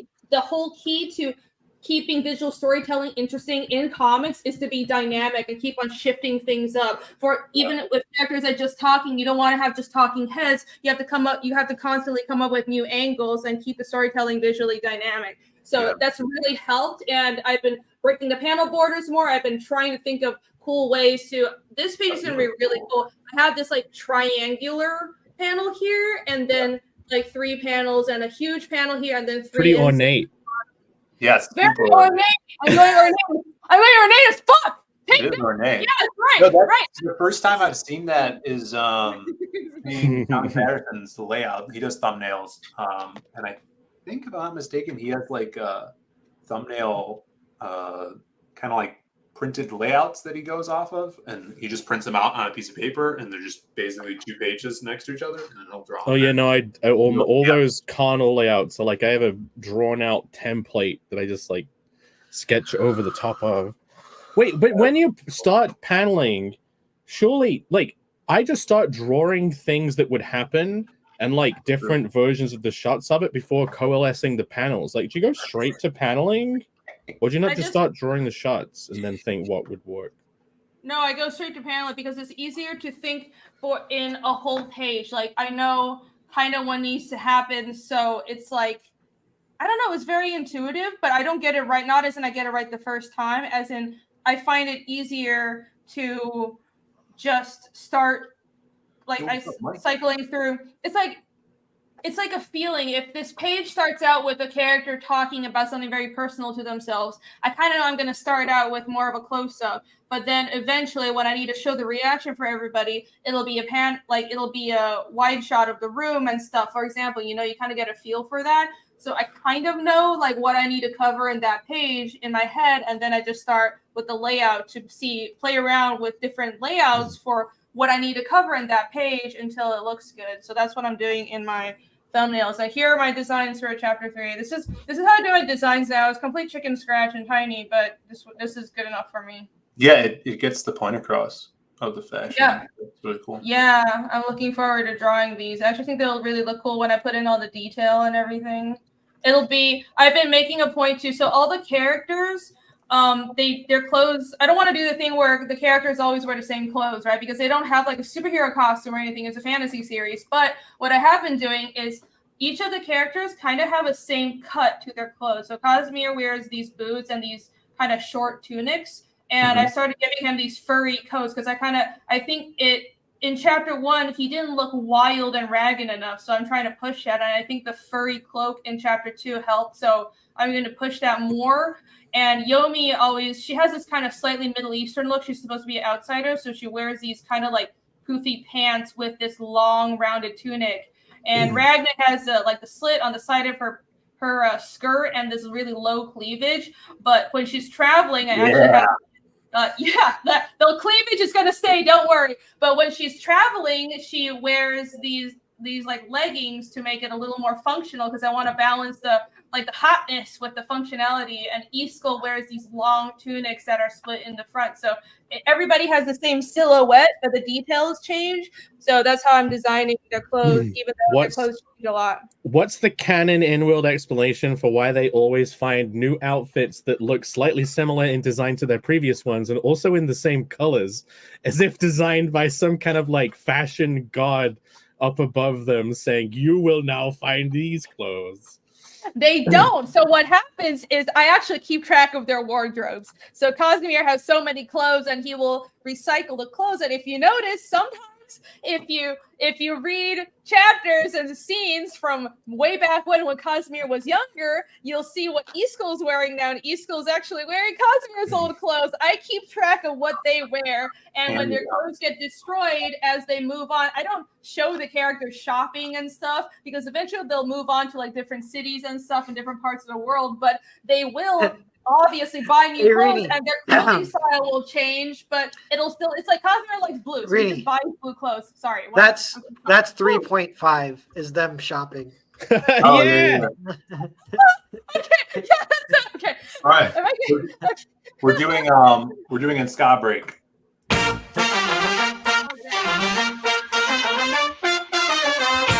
Nick, you know this one? It sounds more suspiciously similar to the previous two you played. This time they played the trombone first, Come on. then introduced drums, and then it'll probably be guitar. Like they did it in reverse order. Like they introduced trombone first. Crazy, Phil. Yeah, it's pretty awesome. He loves ska. He loves cyberpunk. No, what is it? Steampunk. Phil's gonna sit in his like childhood bedroom listening to ska, wearing his steampunk hat. I don't love ska. I mean, it's just fun, you know. Yeah, no, it's okay. It's Phil. Look, it's okay to like ska. Wait, ska punk? Is that a thing? I think it is. It sounds like it would fit. And is that where everyone just wears trombones? Ska is punk. Yeah. That's hilarious. Wait, Grandmaster Langer says something. Can I try to answer this because I'm not actually sure what he's asking. Have you thought of leaving some reactions to keep people guessing? What does that mean? Who said that? Cranberry Langer. Have you thought of leaving out some reaction, Irene, to keep people guessing? Oh, wait, I saw an earlier comment from have you decided to leave us some reactions from some characters to leave mystery to the plot? I think there's still plenty of mystery so far. Like I haven't, even with my rambling, I haven't really revealed. You guys will see. There's some like pretty, pivotal stuff. I love the wearing the same clothes forever meme. I love the wardrobe where they have all the same outfit, like 20 of them in the wardrobe. Like even in my own life, I bought multiple versions of the same shirt just to be like, this is the outfit. I love how in some anime, I don't remember, was it like Simpsons or anime where a character just opened their closet and they have like rows of the same shirt and pants just like on the rack, and it's like an explanation why they always wear the same shit. I hate that because it's funny, but it's so funny. But when it's a comedy, it's funny, but it's like, okay, I'm trying to do something realistic. I will say, to go back to the thing I mentioned all the fucking time, Futurama, whenever they like go out for a meal to a fancy restaurant and they all wear their nice clothes, I do always fucking love that. When they have their going out gear, that's always so cool. That's like in comic books too, like the X-Men, especially in the 90s, when they have their casual clothes, like you'd have like Wolverine and he's in a Hawaiian shirt and a cowboy hat with like the big Texas belt buckle. Like I thought that was awesome. Or Gambit with just like in his ponytail, and like that really cool era where they went to like galas and stuff and dressed in really awesome outfits. Yeah. Do you guys remember? Did you guys ever see that show X-Men Evolution when they were teenagers? No. No, I thought superheroes were lame. Girls. They did one episode where it was like the girls' day. We gotta watch it. They just like all this. So this is Rogue. She's the goth chick. They made her as a goth chick in X-Men Evolution. And then this is Kitty Pryde. And this is Irina, goths allowed to wear green? No, I forbid it.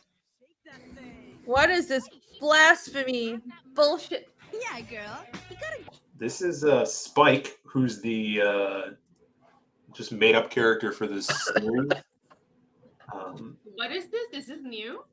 No, this is from 2000, X-Men Evolution. People saying worst Rogue. Yeah, this is Goth Rogue, Kitty Pryde, and then he's filming them for some reason. Hey, she's got her moves. They should dress more steampunk. Why And they is should play Rogue ska goth, music. though? She's like Southern girl. That doesn't work. How about you shed them gloves? Yeah, they went through the whole like story arc of her mother is Mystique, right? So that's kind of canon. Right. Is that right? Or is it it was her foster mother was Mystique, but disguised. Is it her actual mother or her foster? I think it's her I foster. don't know if it. Okay. Because because Mystique's son is Nightcrawler. Did you guys know that? Spoilers. Yeah. Mystique's like the naked blue woman, right? Yeah, she was. That makes sense. Look I at mean, that, they're both kind of like Southern-ish, but I don't. But it's weird because Mystique isn't. Mystique actually managed to make Jennifer Lawrence look unattractive, like in the face. Like she looked weird. Do you not think she looked weird in the face? It was course, something I think about Jennifer the Lawrence makeup, always looked weird. though. I think Jennifer Lawrence is a disgrace to acting. I'm not talking about her She's not that acting. bad. She's not that bad. I think, but like at least she doesn't look bad. But something they did with the makeup made her not look that great. What was the Romaine chick? She looked great as Rebecca Romaine, because she's hot and she didn't mind spending 14 hours in makeup when Careful. Jennifer Lawrence. Yeah, she just look at her. Look at her face. It's I don't know, man. Was the problem Jennifer Lawrence didn't want to spend that much time in makeup, so it looked weird? Yeah, But it looks like she did spend time in makeup, though. No, look at this is a bodysuit she's wearing. These are all 3D models from video games, Phil. No, they're not. That's them. The one on the left isn't a 3D model. Are you sure? They just look like video game models.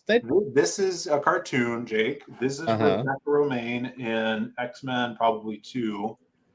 And then who did prosthetic makeup. And this is Jennifer Lawrence wearing a Jennifer Lawrence looks like a fucking PlayStation 2 model going on. It's too blue, and the hair is glued on, which it probably is. I saw like the whole. Have you seen the whole video of how Rebecca Romaine got into the costume, and they like did all these pasties? It took hours. Well, I've watched it, Irene. I would I'm apply sure for you the did job. because she was half naked for most of it. Imagine being the pasty guy. Oh, I'm pretty sure it's a girl. Come on, Jennifer. Time to get your tits out. I've got the pasties here. Oh, hold on. I need to. These aren't the right ones. Sorry. Let me get the other one. Leave them out for a minute. I mean, I was genuinely impressed because, like, all the makeup, it was like they wanted her to be comfortable, so it was all women. But it's like sitting there for like 2 hours with people just like painting you and sticking stuff on your skin. Like that must take fortitude. Well, the thing is, so I think by the second movie that Jennifer Lawrence was in, it was in her contract that she would only sit in the makeup chair for like 2 or 3 hours. So they had to switch everything to a bodysuit. So she's wearing like actual fabric. Oh, you know what? That's kind of annoying. Yeah. Speaking of amazing, impressive makeup and sitting in a chair for hours on end, there is, and I bring this up almost every episode now of the show. Remember when I mentioned Red Dwarf? Which time? Last week's Red Dwarf. Yeah. Anyway, Phil, I'm sharing my screen. Okay, cool. Here we go. This, I think, is fucking awesome prosthetics. Like Crichton, who's the robot character, he has to sit in hours to get this face on, and like it's so fun. And it flexes around. So they, for years, many seasons, like Crichton would be the only person that had to sit in makeup for hours and hours to get it. But in a recent episode, like a new thing, they made them all do it. Nice. So there was an episode where they still going, that show. Yeah, every now and then they manage to make a new thing. They manage to find funding to make a new thing. But yeah, like I just wanted to. It's another thing where like you have a character that has a look, and then like you can switch them around and merge them, and then like even do different versions of the same character from the different. I love Rimmer. I love fucking. None of you know who Rimmer is. The one on the left with the smirk. Rimmer? Yeah, his name's Rimmer. All right. He's a great. Wow. His name is Rimmer. His name is Rimmer, and he's an asshole. It's perfect. Oh my god. This reminds me, but I should just send a Google search. Have you guys seen the Lara Croft pixel cosplays where she has the pointy boobs? There are people who straight up make a whole like pointy boobs, like a whole helmet of her, like a pixel shaped helmet. Queens. It's Queens great. among Yeah, it's It awesome. look really good. Queens among maidens. Lara Croft Pixel cosplay. Here, I just shared the entire Google, so you can search it yourself as well. But they look really amazing. Be prepared for triangle boobs. I've seen. I mean, they're not like there's no nippage. It's Here we just go. like This is great. I found a good one. Actually, the first one on my search is awesome. Oh, Yeah, that one. Yeah, Yeah, isn't Nice. that great? yeah, that's so good. You the one with crazy. the butt, though. That's awesome. That actually inspires me. Maybe I should do a Tifa. I'm never gonna do it because I don't cosplay or have time. a polygonal Tifa. Yeah, like it has to be Very something fun. funny. From Yeah. I want like the full on like really old PlayStation 1 graphic in-world graphics one. That would be cool. That's what Vaughn should have did. He try-harded his Cloud. I'm like, you should do fucking low poly Cloud. You've got the arms thin enough. He tried to. Yeah, instead of Tried too hard. low poly cloud, it was more like low effort cloud. You know what I'm saying? Now that's money. All the cosplays for Lara Croft look better than like the new versions of her. Oh, what do you expect? Come oh my on. God. It's the year of our Lord, 1972. Yo, check this out. I don't know if you guys noticed, but I revamped The Office. Look at this. I got a new poster. It's not really how you revamp places. A new poster? I got a New poster, new me. That's Phil's motto. Look at that. It's beautiful. Look at sexy babes. You know? Very nice. My boy Wildcard. Isn't This is a that- piece from CG Vacation drawn by Omar Casanova. Totally badass. And then I brought the Lobo on his motorcycle statue over to the office and put him up top. And I don't know if you guys could see, but he's throwing dog up there. He's got dog in his hand and he's throwing him. Okay, guys, I need to get some ultraviolet lights, black lights. And I'm going to put the glow-in-the-dark skate deck next to Swamp Thing there so it'll glow. And then I got Marv from Sin City down there. So Can you get some cum lights? we're good. Well, You gotta really scrub the place down before you just turn one of those on, Phil. no, it adds to the aesthetic.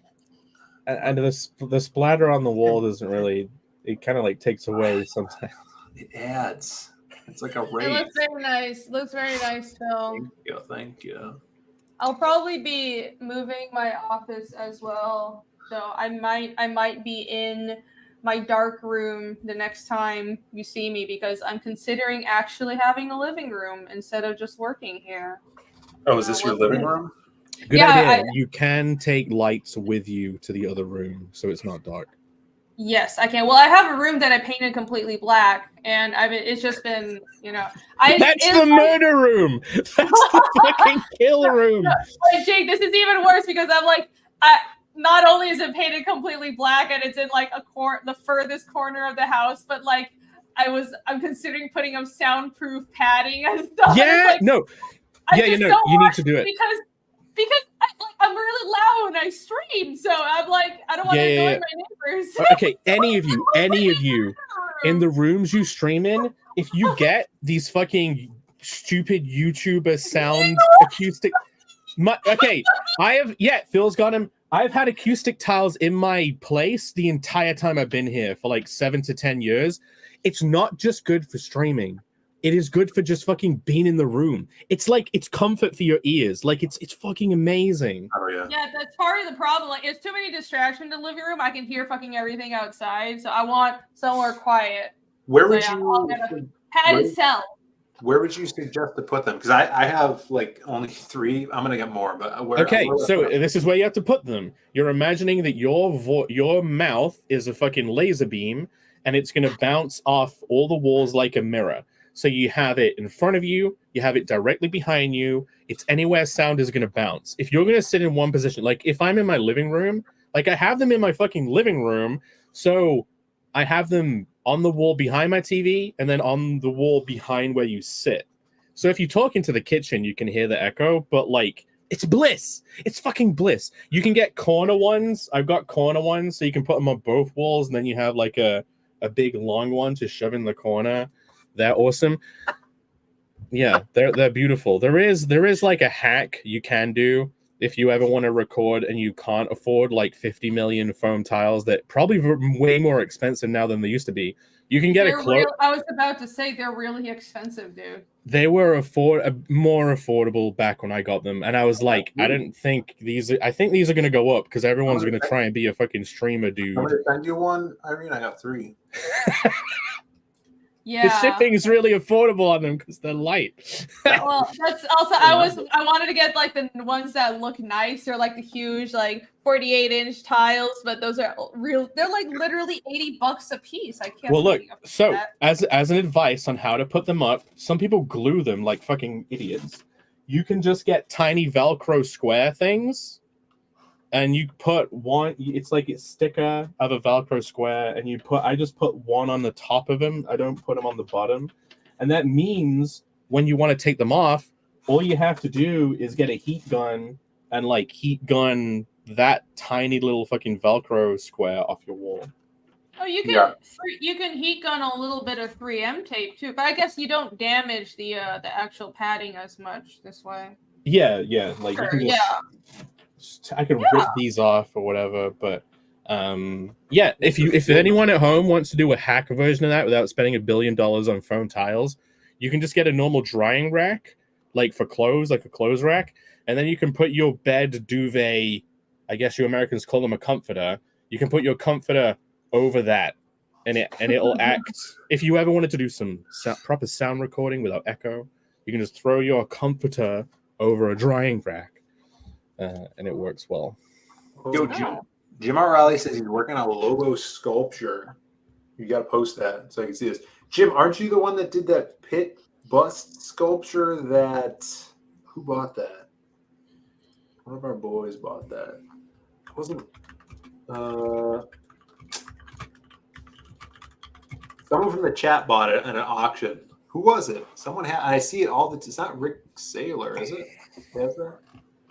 Let me know in the chat. I can't think of it. But Jim is awesome at sculpting. Remember that? And art. Oh, it's not too bad. Like a 12-pack of those paddings, it's like $20 or something. Oh yeah, go for it. Yeah, but it's not the nice, the pretty ones, but whatever. Well, Phil's are like triangles. Mine aren't. Mine are just like the lines, and then I mine is just like this, and then you do one like this, one like this, one like this, one like this. Oh, yours is just lines. Yeah, I thought they were kind of like better. I don't know. Whichever one has the most surface area, you would assume is better. To be honest, maybe I don't know, but I liked the look of. I put it back wrong. Boo!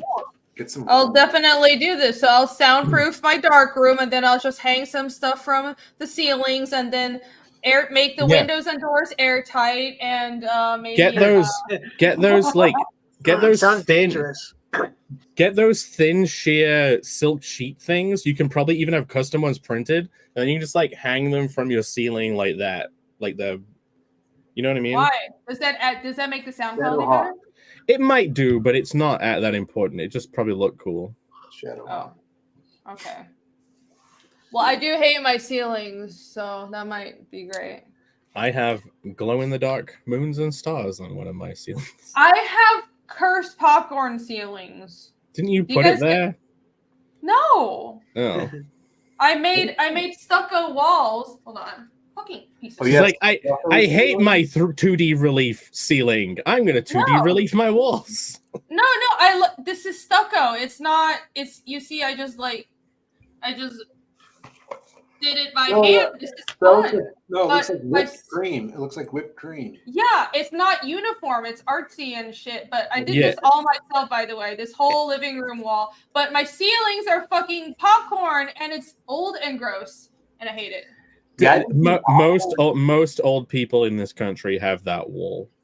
I have no, in America, it's not common. The popcorn ceiling thing, which I've never heard it called that. I don't think I'd heard it called anything, but that's like old school. Like I remember that when I was a kid, you couldn't bring a balloon into my house because it would just pop the balloon. Like if it really good for throwing wads of watery toilet roll. They're so annoying, and they're a pain in the ass to remove. Because I actually asked a handyman to remove it, and he straight up refused because it's a pain in the ass. You have to like scrape it and it with some soluble thing, and it's like all gooey and shit. And Jim Cox says because it's probably asbestos. The asbestos. Yeah, that'll be great. Well, I will check, and if it is, I will leave the house before they touch my ceiling. Well, someone says Jake is weird. What did I do that was weird in the last 2 minutes? I mean, hey, did you ever make those hats you were gonna make? Oh, the toilet roll in the ceiling. What hats? The Dungeoneer hats. Yes, you've seen them. I've got Phil. Not only do I have Dungeoneer, I have Fungeoneer. You gotta show them. Okay, I've shown them like a million times. Hold on. C says no one but Reedy wants that texture. Listen, it actually looks really great. You can't tell, but I'm painting it this like really nice tan color, and I'm gonna put molding around it. I know what I'm doing with my interior design. There you go. So you got certified Dungeoneer. Hold on, I gotta take a picture of this. I've already sent you like a. All right. And then you've got a certified Fungeoneer. Hey, I like and that. This is on the pink hat. You know, to make it like slightly gayer. Yeah, a little more gay. Yeah. There you go. The what? the fucking creative block standee campaign now with certified Dungeoneer ball caps. You do a Camel Moon-esque campaign. Yeah, but just for the show. It's not attached to any book, so it's like zero effort campaign. Wait, Julie Pascal's in the chat. What's up, Julie? Good to see you. It's been a minute. Hey, what up, Julie? Good to see you, Julie. Hello. I did have some points. Oh, you have the PowerPoint done ready? Well, I have some points. There's not a lot of power in them, though. Here's what the points are. One of the points just says writing scripts. I did that for Connell, but I wouldn't do that again, like, because too much changed. I think it's from my process. I mean, I already said it before. I'll go in that room, I'll turn the lights off, I'll close my eyes, get in bed and face the wall, and then just like imagine stuff, and then write it down in notes, then refine the notes, turn it into like a bullet point outline. Then that'll become sketches of moments, which will then coalesce into panel layouts, which will then get refined into proper panel things. And then I'll be like, hey guys, can you read my thing? Then no one reads it. And then I draw it anyway. What do you think of this? Stephen King once said that he doesn't keep a notebook because if there's an idea that you can't remember without a notebook, you shouldn't remember the idea. Yeah, Louis C.K. says that too. For comedy. I live my life that way, but I think I probably shouldn't.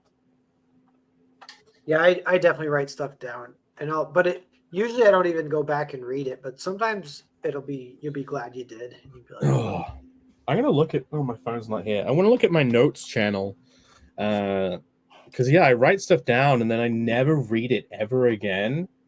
It's probably all terrible. Here we go. A video game world where the player stopped playing, the game learns to play itself without the player? ? See, it's all trash. The characters come alive in the game, and they're like, "What happened? AI. You've created AI." Yeah, that sounds like a what do you call it? A horror story or whatever. Yeah. I wrote down Necronomicon. Necronomicon with an M. CUM at the end. Necronomicon. That's a good. It's the Necronomicon of Connell's world. The Necronomicon. That would be a good short Connell story, like a little story arc. Yeah, it would be like you use it to summon like sexy characters. Yeah, that'd be cool. I have another point here. It says, It just says creating when you don't want to. Can't do it. You can't do it? Well, I can, but this stuff would suck, right? Yeah, I usually just will watch TV or something, and then do it in the morning. But in the morning, I'm usually fresh. I can do it. All right, Or at this least I can.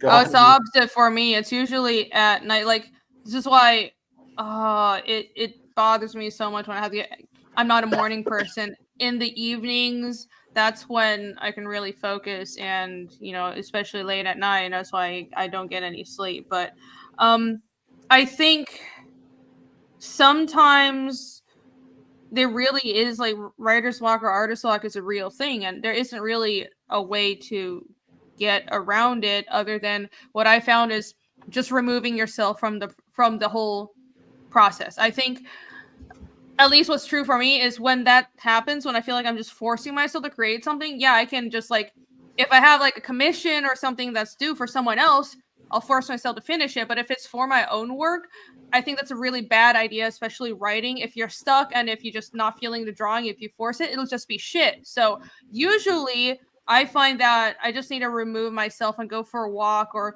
go do something, go grab a drink with friends, because usually you're too close to it and you're stuck in a rut and you can't see outside of the problems. You know what I mean? Yeah.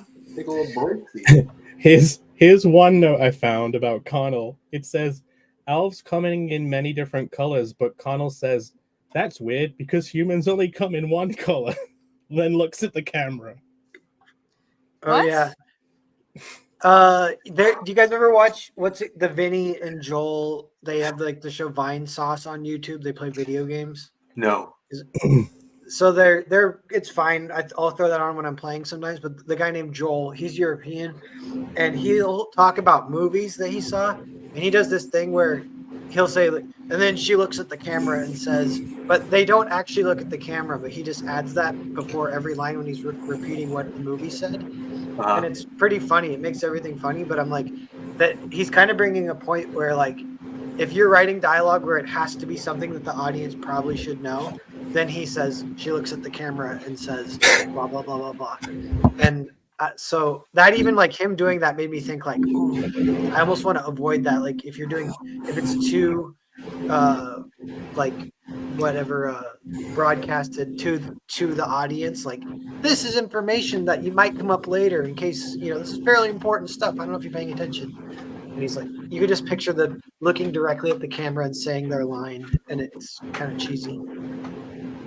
Vacuum sound. Someone's band is vacuuming. What is that sound? That Jake? That's so loud. Wait, mute me. Hold on. Mute yourself. Yeah, it's you. Sir. It's always you. It's Jake. What's the sound? It's your fog machine again.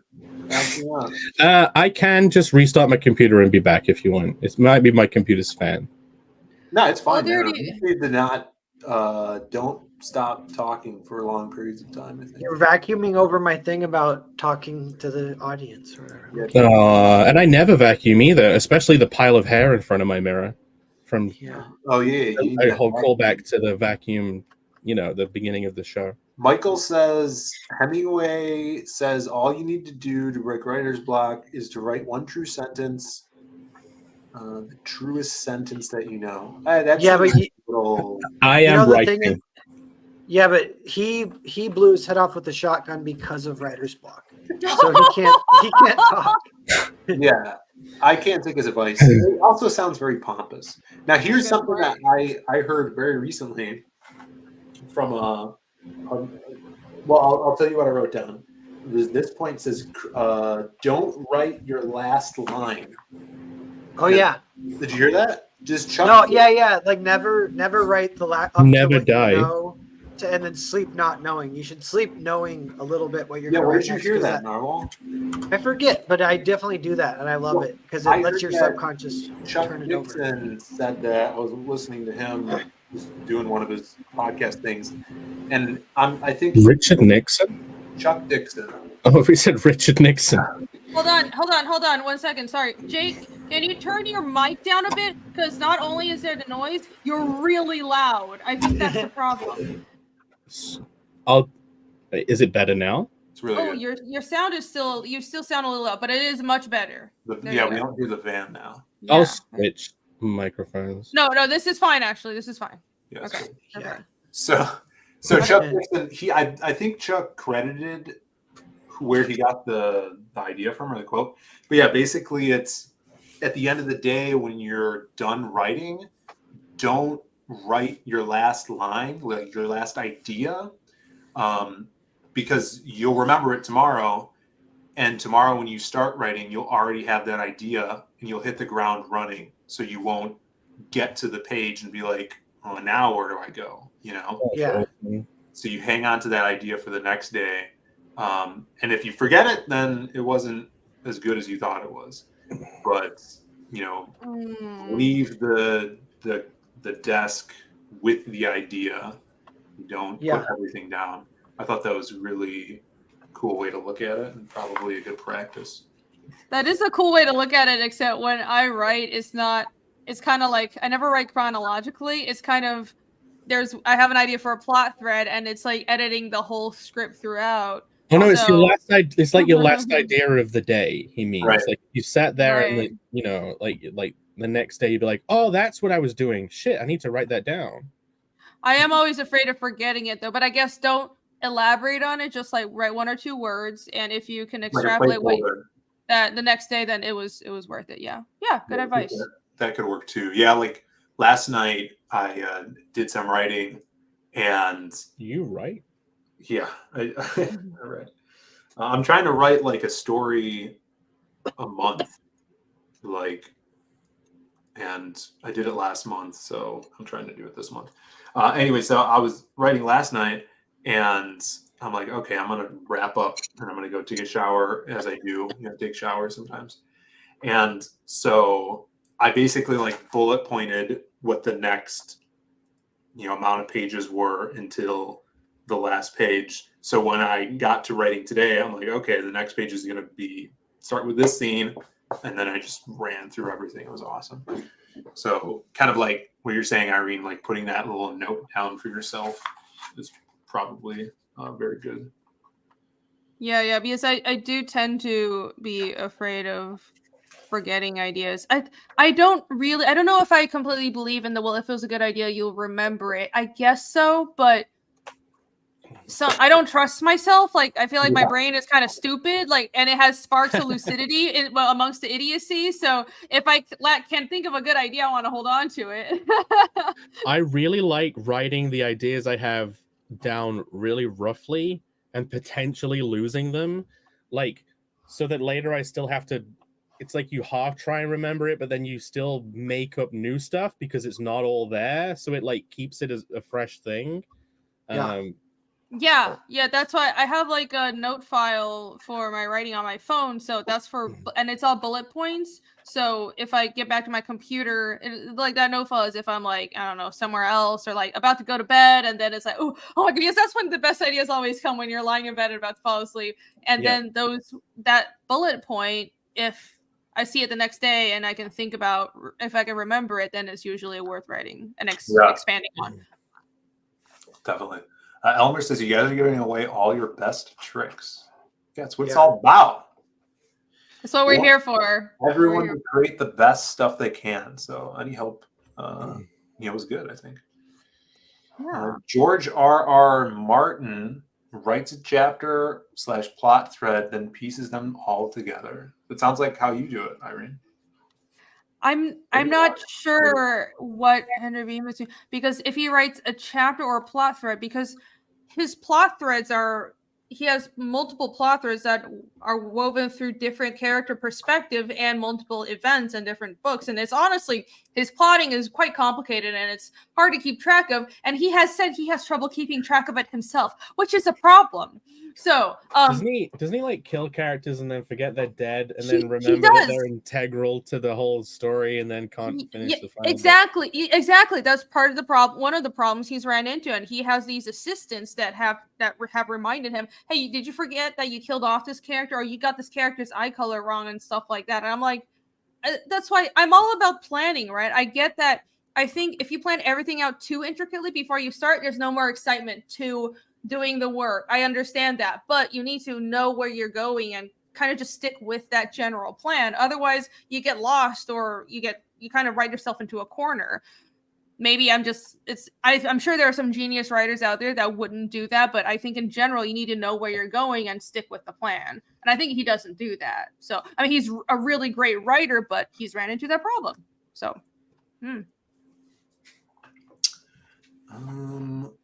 This guy in his room says "lick the world." What? So Nice. I don't know what that means. Is that the name of is that the name of a ska track or a ska band? Sounds like a ska band. For sure. Now, I do have a question for you guys. So this occurred to me recently, where I think the way we approach comics with putting out a large book that's essentially one trade paperback pretty much like every year or so, that helps us. I think that helps us tell better stories in comics. And that's why I know, even though a lot of, especially the American audience, really loves getting monthly books, I think I see so much benefit to telling a story in a larger chunk. And honestly, if I had it my way, I would rather draw the entire story and then be able to go back and edit it, because that's what prose writers get to do.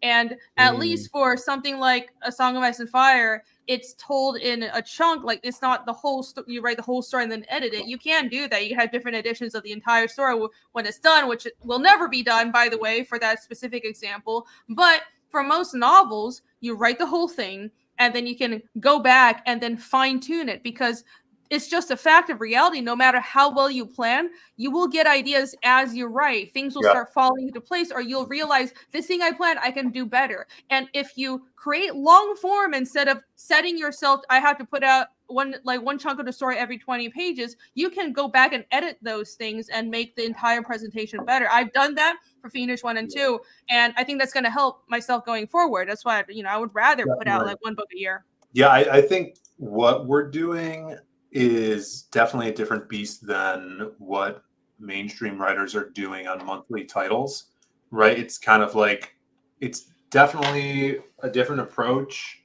and they have deadlines, and it kind of forces them to write quickly and get on to the next script. I was literally just watching David Finch today talk to Robert Kirkman on his channel, which was awesome interview. Anybody that loves comics should go watch that. And Kirkman was talking about his process, and just talking about how he writes scripts, and when he's done with the script, he sends it to the artist, because he literally said, yeah, when I'm done with the script, I send it right to the artist, because who's got time to revise?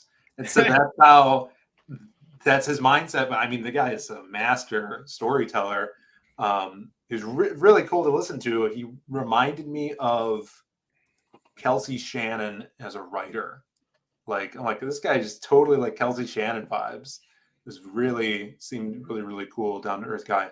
But someone like him versus like a French storyteller or writer artist who's doing like bande dessinée stuff, where they get a year to make this 100-page graphic novel, and they get paid to do it, and it comes out once a year or twice a year, and that's their livelihood, and they're painting every panel and making this thing look crazy and putting as much as they want into it, rather than someone that's on a monthly schedule.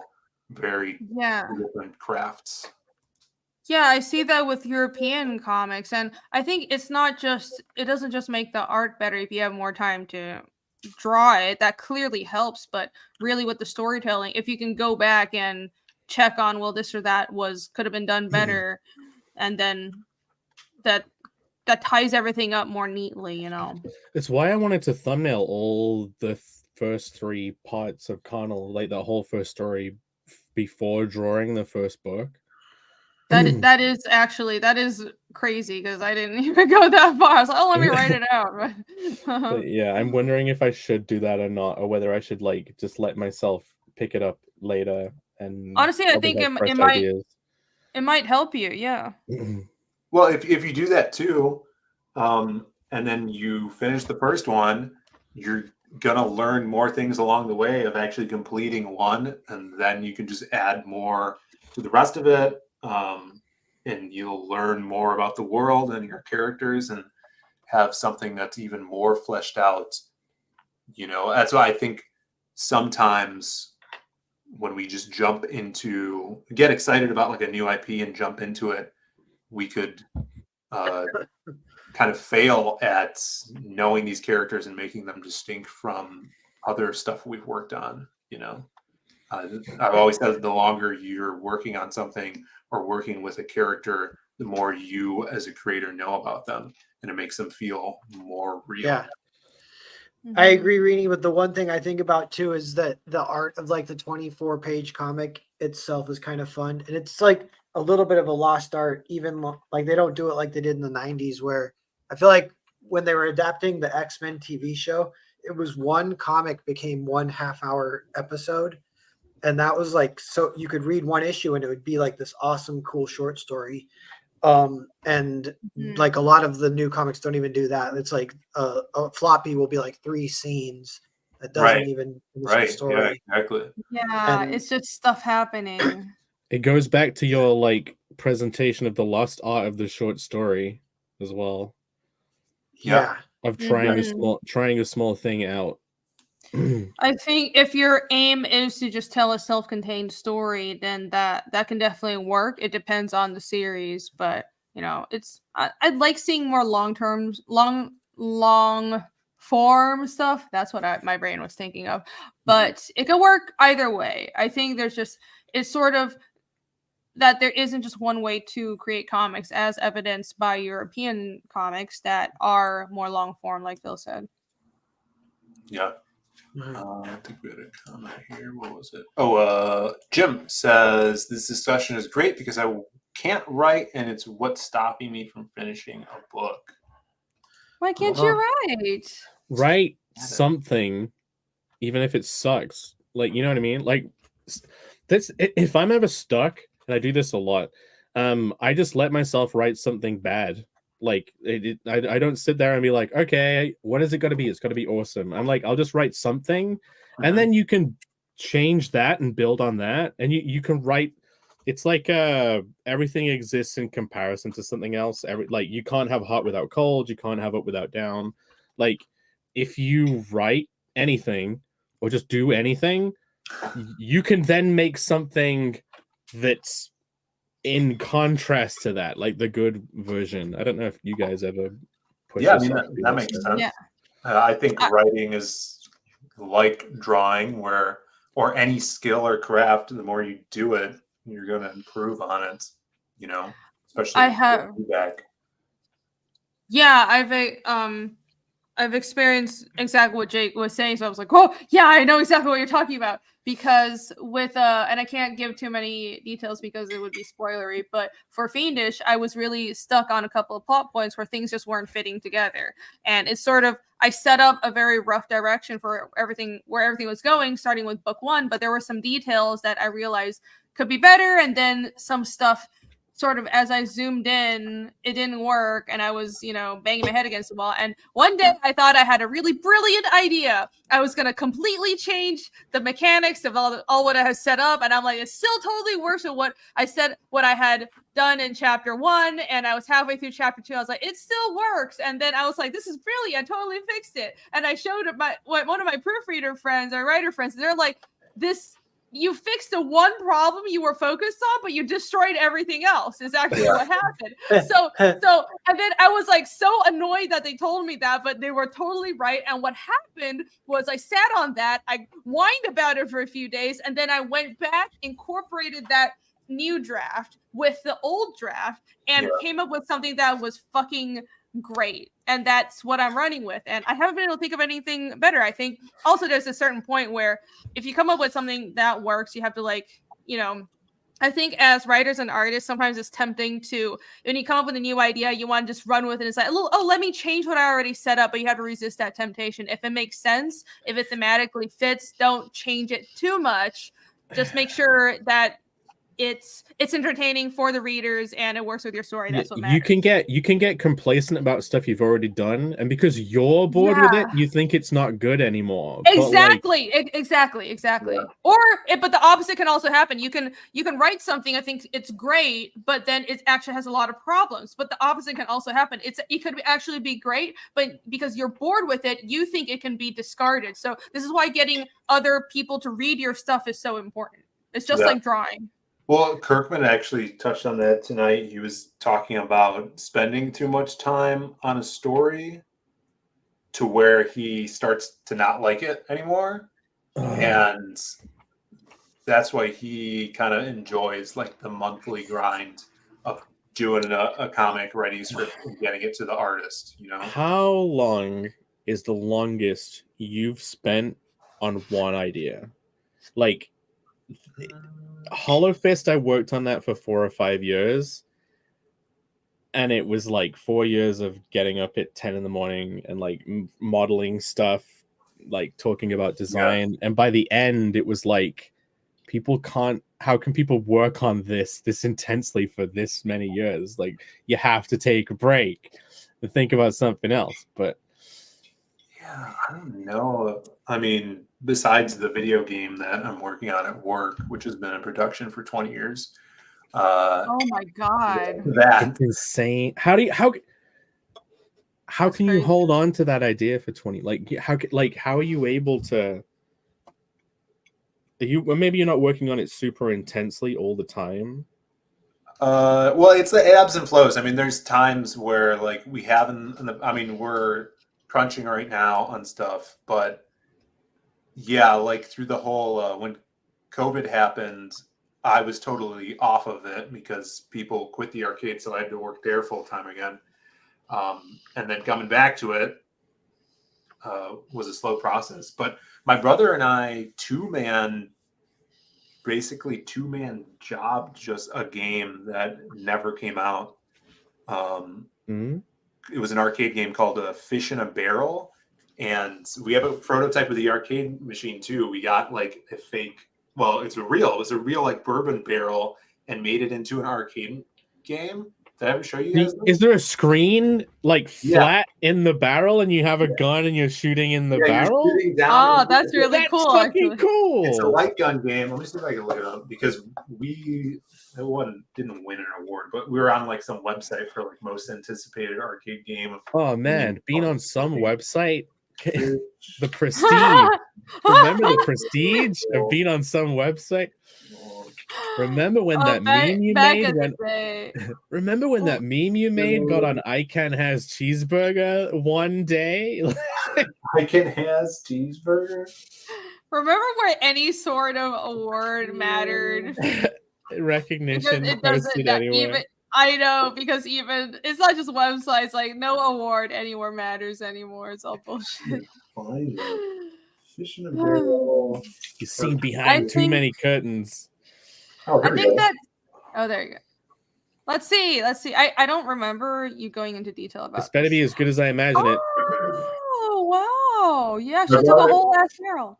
So there's the logo. So it's a big screen right in this barrel, and then next to it is the score, which looks like a chalkboard. You put the barrel descending, the lines of the barrel descending on the visual on the screen. I love that. The background is the barrel in the water. Yeah. So that like you could look at that shit. You shoot it, cool. And then you're shooting into water, and then the 3D. I rigged and animated all the fish. And my brother Brandon designed the concept art for the fish. Look at those fuckers! Oh, that's so cute. That's fun. Some Naiko or whatever Namco is gonna like totally rip this off. Yeah. We got a Namco executive in the chat. It's gonna be right next to the taquito drum. Do you get like different kinds of fish and you level up? You definitely level up in difficulty, but you do get like different designs. Yeah, so there's different kinds of fish, and then the idea was it would build to a boss battle, like an octopus or something. Oh, that's great. So, look at those fuckers. That's so good, Phil. Oh, there's so many. Yeah, and then the different ones will cycle. You need the red laser dot of the gun though in the water, so you know. I don't know. Yeah, that's a probably would have done that, where you actually could see the cursor where your gun is mounted. The hard thing about this, the hardest thing was the programming for the light guns and the angle of shooting down. So we were trying to hire. Brandon was trying to engineer some new light rig, and that just took a long time to get it really perfect. People are posting barrels in the chat, Phil. Dude, I can't believe we never even talked about this on the Diaz Brothers, because we have this whole thing about the barrel. Like, we gave away 3D printed barrels last year for Christmas. There we go. That's going to be the topic of tomorrow's show. And nobody knew what we were talking about. So basically, every time you shoot a fish, it'll stop the timer for a second. And then as you go along, that's your brother. After you beat the first difficulty tier, because there's 15 levels in each difficulty tier, after you beat the first difficulty tier, you'll play a bonus level. It's like a mini game with like octopuses or like robot fish or some crazy stuff like that going on.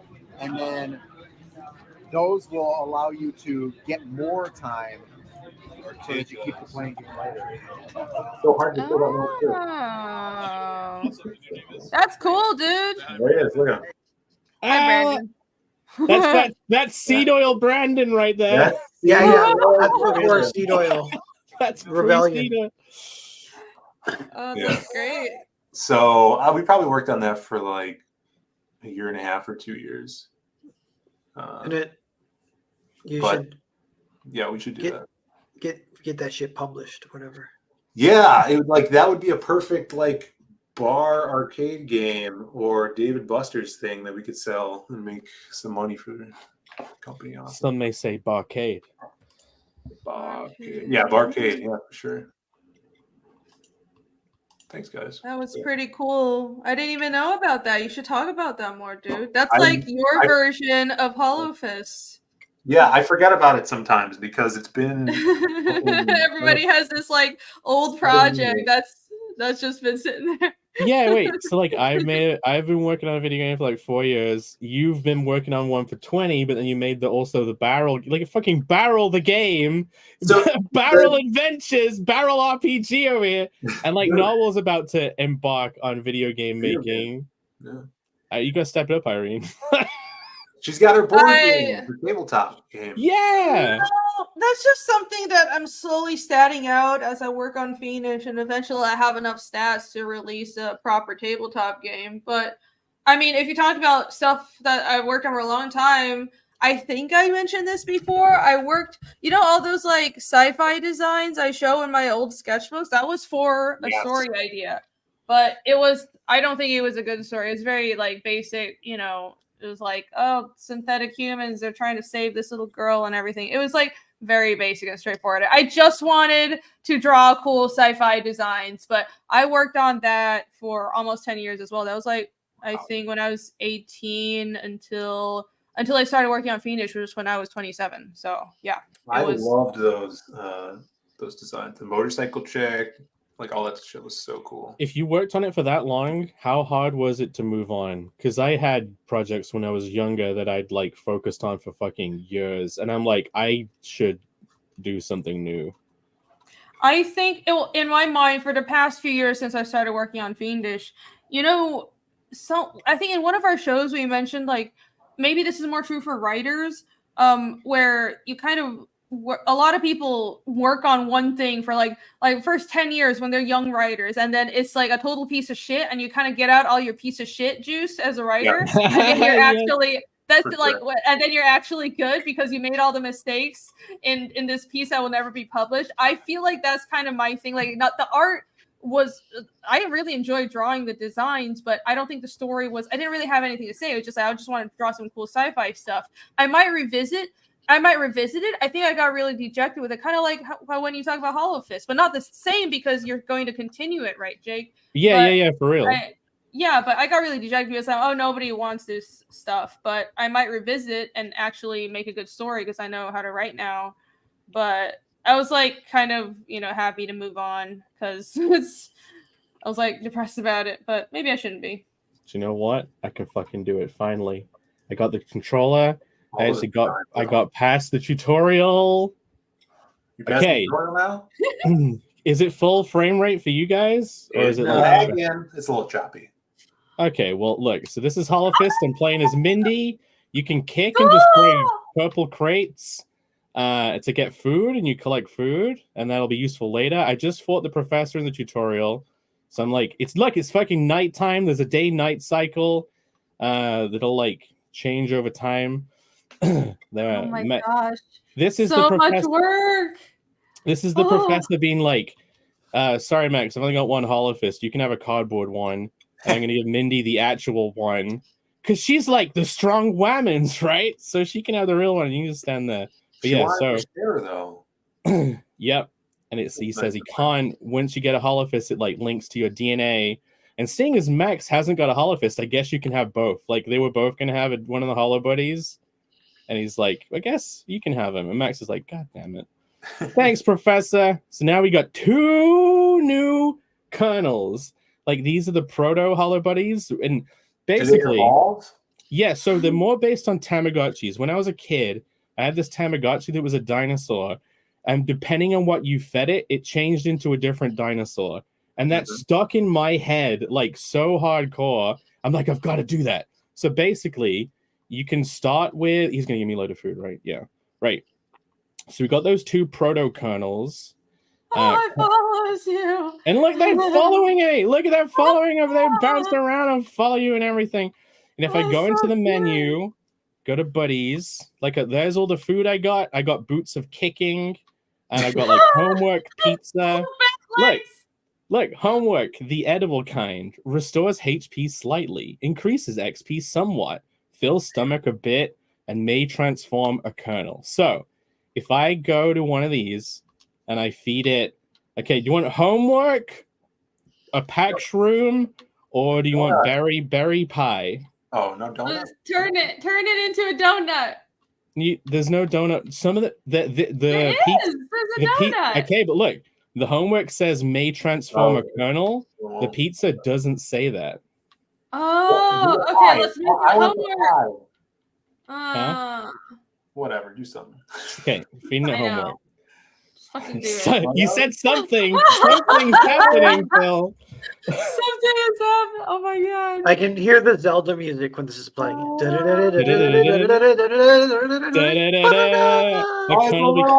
There's a fucking math moth.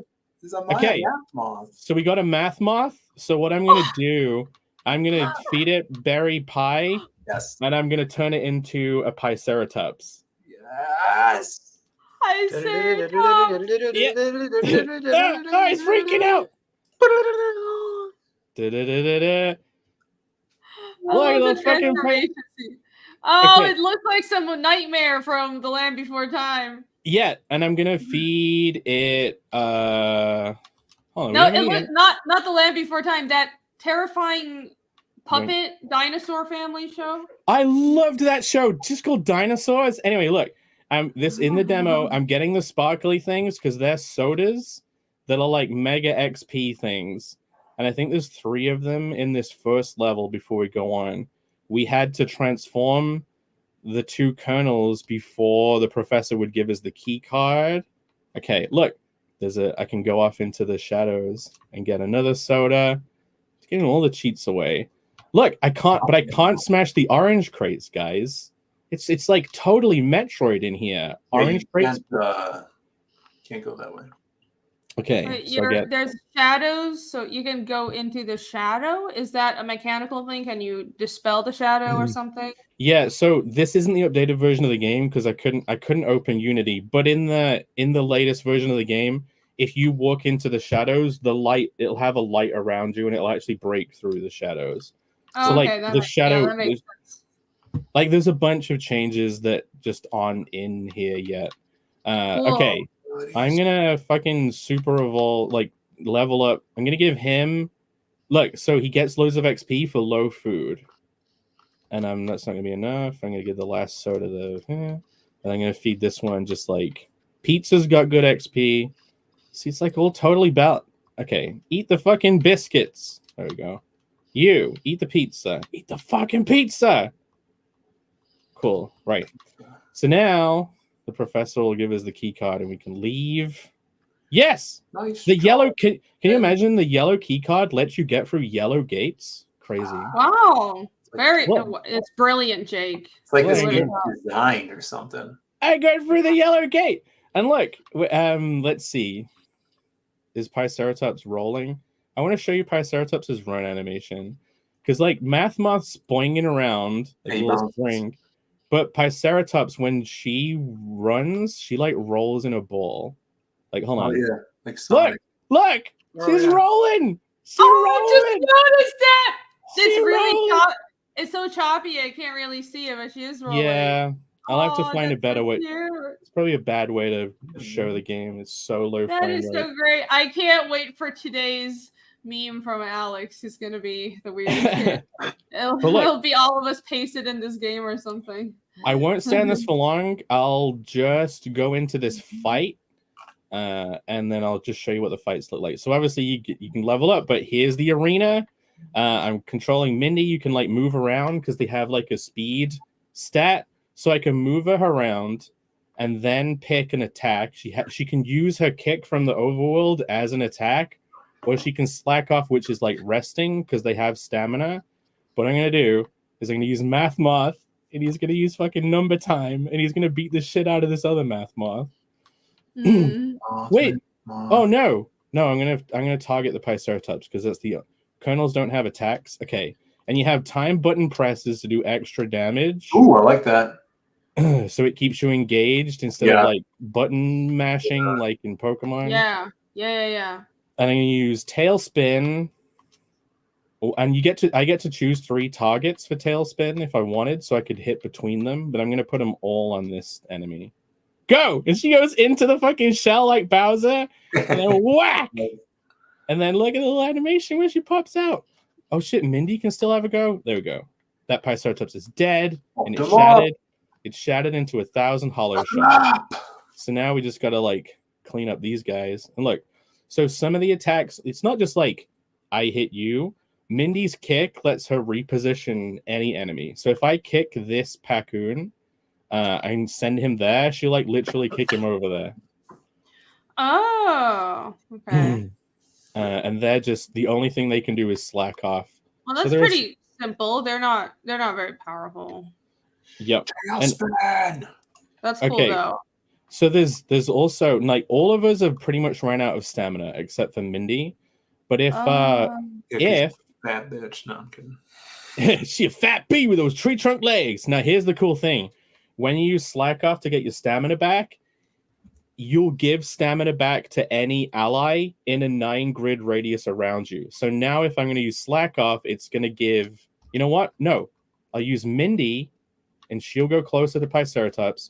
She'll use slack off. She'll give Piceratops her stamina back. And now she can do Tailspin again. And she can focus down on one of them. Hold on. Probably. It goes at the show. It's just like all these area of effect spells and ranger abilities where you can help out your allies in Pathfinder. There you go. It's like I build it. It's like it was calling to me. Yeah, you are always meant for Pathfinder, Jake. Okay, Math Moth, he's gonna like go away and he's gonna do the full range attack. I'm gonna do 1, 2, and then 3. Get him. Why aren't they? Are they attacking you at all? No, so here's the strategy. Colonels can't do attacks. So you're just a bully. Yeah, well, I killed the one that could attack. How about that?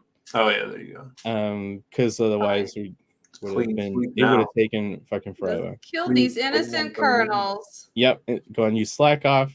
Share the wealth, and look, he's just all he can do is refresh. Okay, let's finish this guy off. Kick him in the face. He's dead. Mathmoth was defeated. Victory! Look at it. The little post he does at the end of the fights. Ah, she's amazing. Well done. When you kill them, you get food of the type of the things you killed. And also their food bar goes down at the end of a fight, depending on how tough it was. and then you can feed them some more. If you feed them their specific food as well, you get like a bonus. So I'll feed all the homework to Math Moth, and I'll feed all the berry pie to Piceratops. I like how homework is an edible item. Homework, the edible kind. But yeah, I'll walk over here and just do the first little story scene. So, you know, in video games, when they just constantly take the control away from you from story moments, and it's like, give me the controls back. So as I walk over here, the camera's slowly going to change as if it's going to be a cutscene, and there's some characters here, and I can fight it a little bit. Like this is full, but like it's basically a way of signaling to the player, if you keep walking in this direction, there's going to be a story scene, and control's going to get taken away, so you don't get jerked out of it. But yeah, we can go through this scene. Yeah, see, yeah. That's very nice. Yeah. What do you think it is, Latch?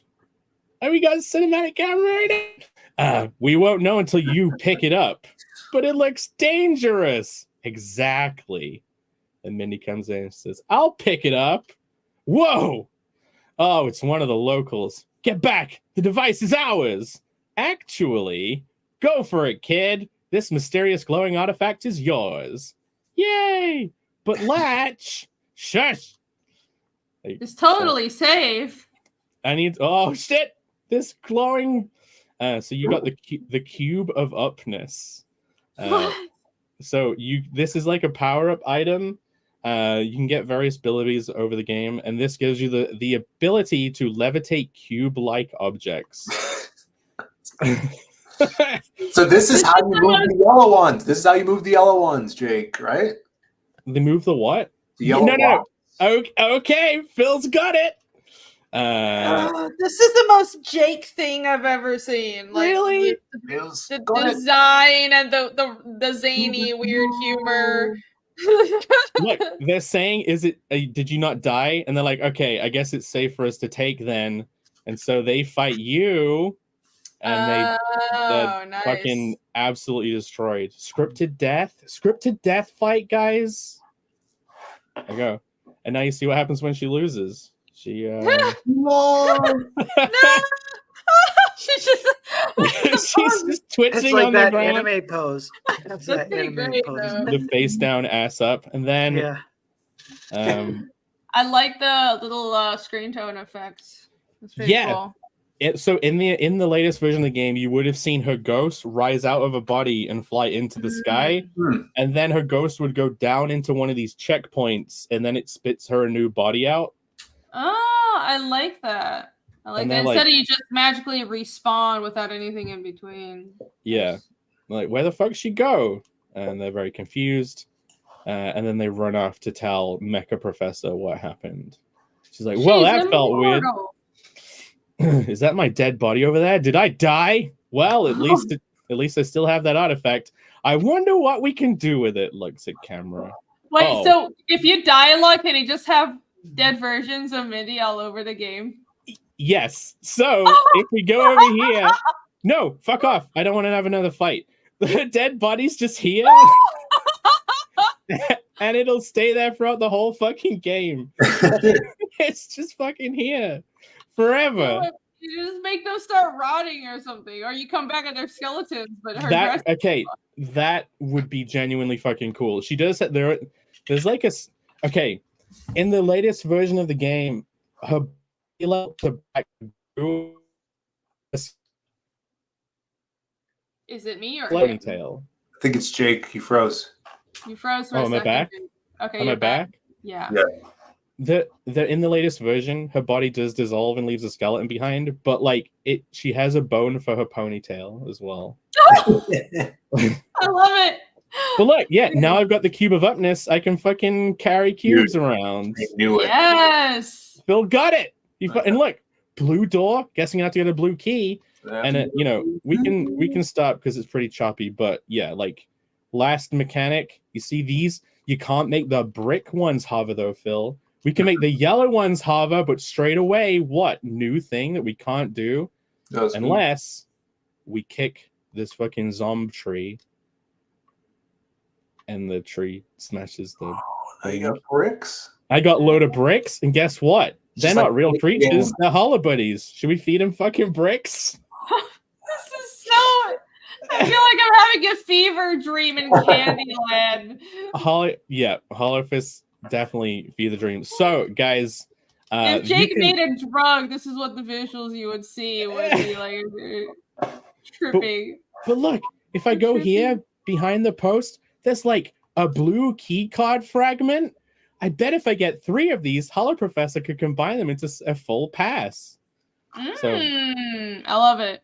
Yeah, and that's the game, guys. This is what I spent for you. You can go to fist.zone. It's a real website. Well, it's not actually a website. It's a real URL, and it'll take you to the Steam page, and you can wish list the game. And I'm going to get around here and show you. Were dropping the link. So the last thing I want to show. You don't just fight other hollow buddies like in Pokemon. You fight other things like fucking robots. And look, there's a drill bot. Oh yeah, cool. You look kind of like Rounder, and that's a saw. What do they call them? What do they fucking call the saw guys? Saw bot. Saws. And I'll just go through this and just show you this like Ratchet and Clank bots, kind of.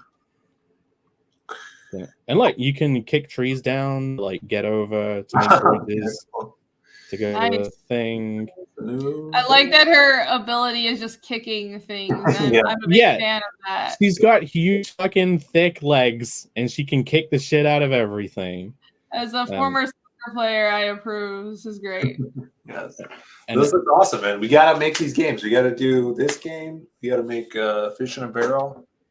Yeah. Yeah. Fish that barrel. Back. Fish that Where's barrel. Alex BRB with this meme? Yeah, Alex, we can't end the show until you've posted the I know. I gotta go soon, but I'm waiting for the meme, Alex. Hurry up. Jav sent me this, a little teaser of my heavy metal cootie, as well as we like to call it. I guess they call it a cootie. A cootie? When Elon James, so this is his. Some of this is ska. Look at ska, guys. Oh, there we go. It was hidden all along. That's what. Ska. All right. Alex is working on a meme as we speak. I haven't seen him in chat. Maybe he went to bed, unlike us crazy people. Lucrece did actually melt into a pile of goo, and then he got resurrected and started attacking the other players. Oh, because we were fighting goo monsters, right? It was very sad. Look at this. But guess what? What? Shitters didn't die. He's going to take revenge by shitting on the rest of the team that let Lucrece die. Shitters is Lucrece's parrot, Phil. Oh, that's a name. Yeah, great name, right? That's now I feel bad for not being there while your character was being killed. Well, it's fine. you know, I'm sure I'll meet my end soon too with how things are going right now. your character's okay. Did you know everyone got healed? I'm the only one who died. Oh, it's fine. Just wait. It's a matter of time. Dango Solo says, "Did you build all of this?" Yes, me and my team did on the game. I'm just looking up to see people saying, "Wow, the game is amazing." It looked really good. The game looked awesome. I wish it wasn't choppy. I need to figure out how to. It wasn't that bad. It was just like dropping frames. You know? Okay. You had it. It's clear you had fun making it. So fun. Oh god, Holofist is so stupid. I find it so stupid. It's just like you can do whatever you want. Like you can just do whatever you want. Who cares? Well, like okay. I think especially for games, the best stuff comes from just stupid ideas. You know, like Holofist, or the idea for Magic Cop was literally just a dumb name that my brother came up with because he thought it was already an arcade game. And then we're like, well, what would that be? It's not a game? What would that be? And so we just extrapolated from that. I had a video game I wanted to make once that was kind of like more Banjo-Kazooie. It was called The Other Guy and Coin. So it was about like an arcade that got disused. And one night, like a lightning strike hits it, and then one of the coins in one of the video games comes alive, and he becomes a character called Coin. And then he finds like a squid monster and they don't know what his name is, so he just gets called the other guy.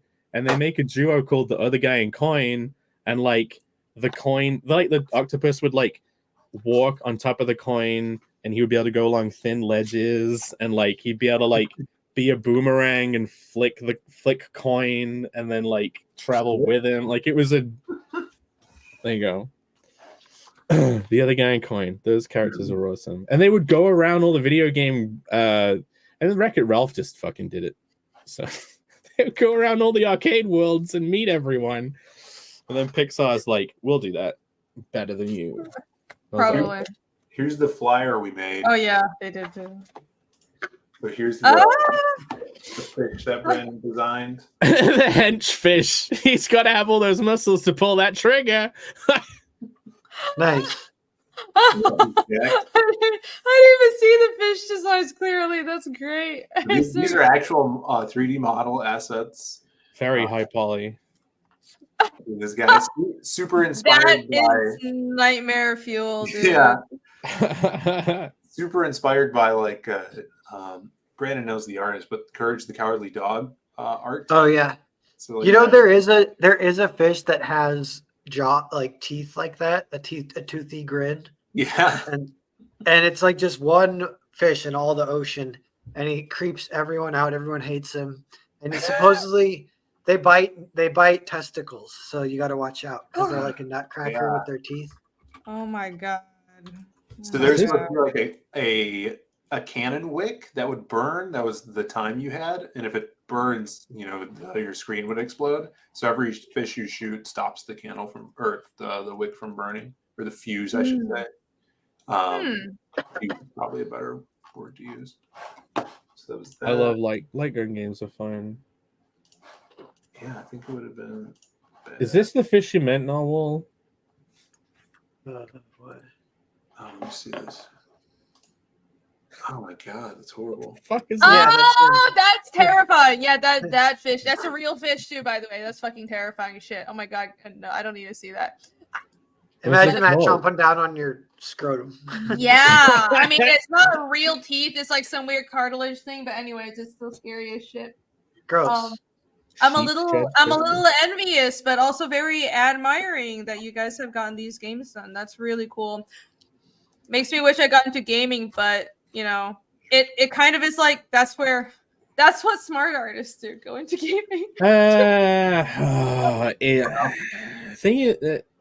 It's hard. But that's where the money is. You can get a comic finish. You on your own can get a comic finish. That's the beauty true. of comics. Yeah, but gaming is honestly, it's like the new form of entertainment. Here. Yeah, the Hollow Buddies made it in. What? There's okay. What's that? Are we all fine? Why do we all look dead? Look at her. Yeah, we got sexy pixel Lara Croft. Oh, there's the barrel. The barrel. Literally just the barrel. Unless he Googled it, maybe he Googled it and found the fish. Wait, is this meme like the portal of unused ideas, and our dead ghosts are looking down upon it, and like I look at that trombone guy, and in my head I just hear wah wah wah. and ska. He's playing ska. He's playing the ska trumpet. Oh, he's playing ska. Okay, in my head I thought it was like, here are your unused ideas. Wah wah wah. Yeah.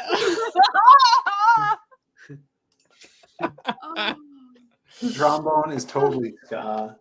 Oh, God.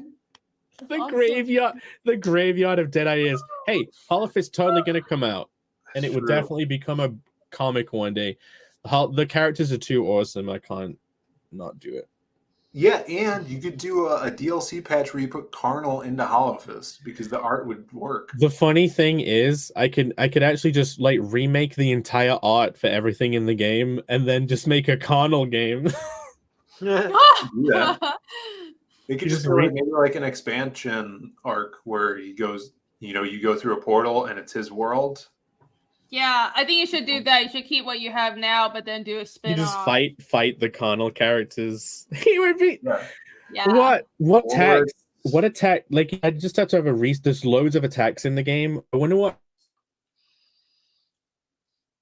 He froze again. Like spin round in a circle. He could just do that with his dick axe. Yeah, be perfect. I can't wait to see all the combos that a carnal character could do in a game. It's gonna be great. There's an attack where like one of the characters can lasso. It's called lasso. So they lasso somebody with their tail, and then they like jump into the air with them, and then they slam them with their ass like 3 times, and then they fall on the floor. It's just called lasso. That's awesome. Oh my god. The dong. Molifist is retarded. Guys, this has been a great stream. Feels like finally. No, honestly, it was great. It was great just hanging out for a while. I think we've done a lot of really structured shows, but I enjoyed this. Yeah. Let me show you one thing really fast before we go. Just one. All right, no problem. Yeah. I'm working on a page for Grand Prix. I'm in a scene, which whatever. It's like a fight sort of thing. Lots of chaos. That looks cool. Yeah, chaos. Yeah, but so there's lots of characters, and it's kind of like a fighting game roster. So I had to think of a lot of them, and I kind of got lazy at some point, and kind of early almost. And I was like, Xena, warrior princess. Yeah. Titty plate. That's good. Yeah. And then there's like tiger guy right here. I realized there's channels on Amazon you can watch for free, and it's live TV, and they have a Xena channel, and I was just watching Xena. Awesome. Nice. That's funny. It's pretty classic. I woke up early this morning and watched a cowboy movie. That's a very you way to start your day. Well, I had to wait for the plumber early. So yeah, but it was fun. What were you saying, Irene? Oh, I was just going to say, I know, like, I keep, I'm supposed to be going to bed, but since everybody is showing off old stuff, I would like to really quick show something. Here's my old stuff, and also another project I never finished. But was this in your sketchbook thing? No. Okay. It's like a webcomic she did a while ago. Yeah, this is really cool. Is that what your mom yelled at you when you were a kid? Did you used to eat things in the grass? Yes, that's what happened to me. I ate weird shit in the grass. No, it's actually still up because I used Blogger to make this website. And look, I had 5 chapters planned, and I only got through 1. And there's all the links. I have look at some hopes. I really like her outfit. That's so cool. Yeah, it looks pretty great. Yeah, the story is about it's a young shaman, and it's like the character. I didn't even realize like people saw this as YA. I was just like my character. It was kind of more. I was like it's shonen, but my main character is a girl because it's sort of like it's a young shaman in training who has to eventually save her hometown and all this shit. But here's proof that my fascination with shamans has been pretty much going back like 10 plus years, because this was actually, I think I drew this in college. This was one of my senior projects, and it was a pitch. And I pitched to publishers and they didn't want it, but they're lost. But I did do it as a webcomic for a while, but it just became too much because I had a day job doing animation, and I was trying to keep on drawing this, and I was doing like 1 page a month, and it was not sustainable. But here you go. Here's an old project that sometimes I think about and get sad at night. One day she gets transported to the fiendish universe, and then the whole story takes place there. Lil Shaman goes to fiendish. I kind of thought of that, where it's like I could probably tell the same premise in the world of fiendish because it's about shamans, and I have these. Hold on, let me go back to the beginning where you have these like little spirit creatures. And that's kind of my Mushishi influence. It's because I love Mushishi, and I vary the designs. They don't look just like Mushishi, but I have these nature spirits. They're in fiendish as well, and it's because my influence is Mushishi. The girl was eating them. Yeah, she eats it.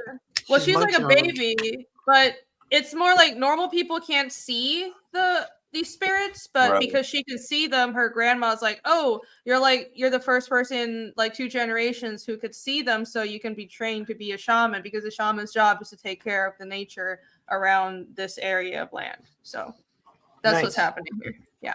Alex says Irene's old art is better than a lot of published comics artists today.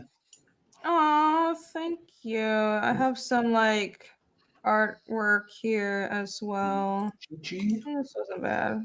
Yeah. It's Mushishi. Here, look. Yay.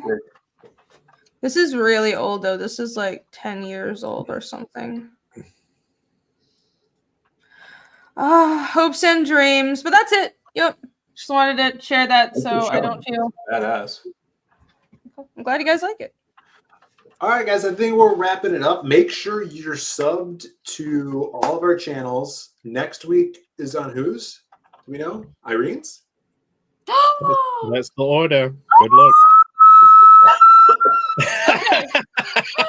Yeah, If you enjoy get that that, PowerPoint ready right now. Definitely get those soundproofing Red on gray tiles. font on a tilt. I don't know what I'm gonna do, but yes, next week on my channel, everybody. See you there. make sure you hit Just the like hang out button. again. 1 hour only show. Oh, wait, guys! Next Thursday is Thanksgiving. Do you remember this? Oh, you're right. I'm gonna be out of town. I'm sorry. Can we skip a week? I'm not gonna. Yeah, I mean, I think we should. Yeah, we can skip a week. I Yeah, that totally makes sense. forgot. Yeah. Thanks, Narwhal. Yeah, I forgot too. All Have right. a good Thanksgiving, no- everybody. Thanks for the week off, Noel. A week off. The week after, Irene will pick it back up. And if you guys want to look at past shows, you could go to Hyper Wizard's channel, and he has an awesome playlist of all of the episodes. And check that Right out. at the top of the page. It's right there. You can't miss it. And, Pride of place. Yeah, go check it out. Anything else before we go, guys? Go to fist.zone if you liked that game. Wishlist it on Steam. We have a Steam page and everything. Go and wishlist it. You'll love it. Get fisted. Enter the fist zone at fist.zone. The world's first fisting adventure. As you can see, my projects kind of follow a theme. But Hollow Fist is actually pretty wholesome. Okay, well, not really. I mean, it's more wholesome than carnal. It doesn't have giant magic wieners. Exactly. True. DLC. Alex says happy Thanksgiving or Friendsgiving, everyone. Thank you, Alex. Thank you for the Happy beautiful Upcoming Thanksgiving. Yes, Yes. thank you. to all. I saw Hostman is here at the last second. And before we go here, Renoid says, take off your shirt, Rini. Get more people. No. Don't you want more people? Exchange shirt for people. Here you go. Well, No. You'll do it right now.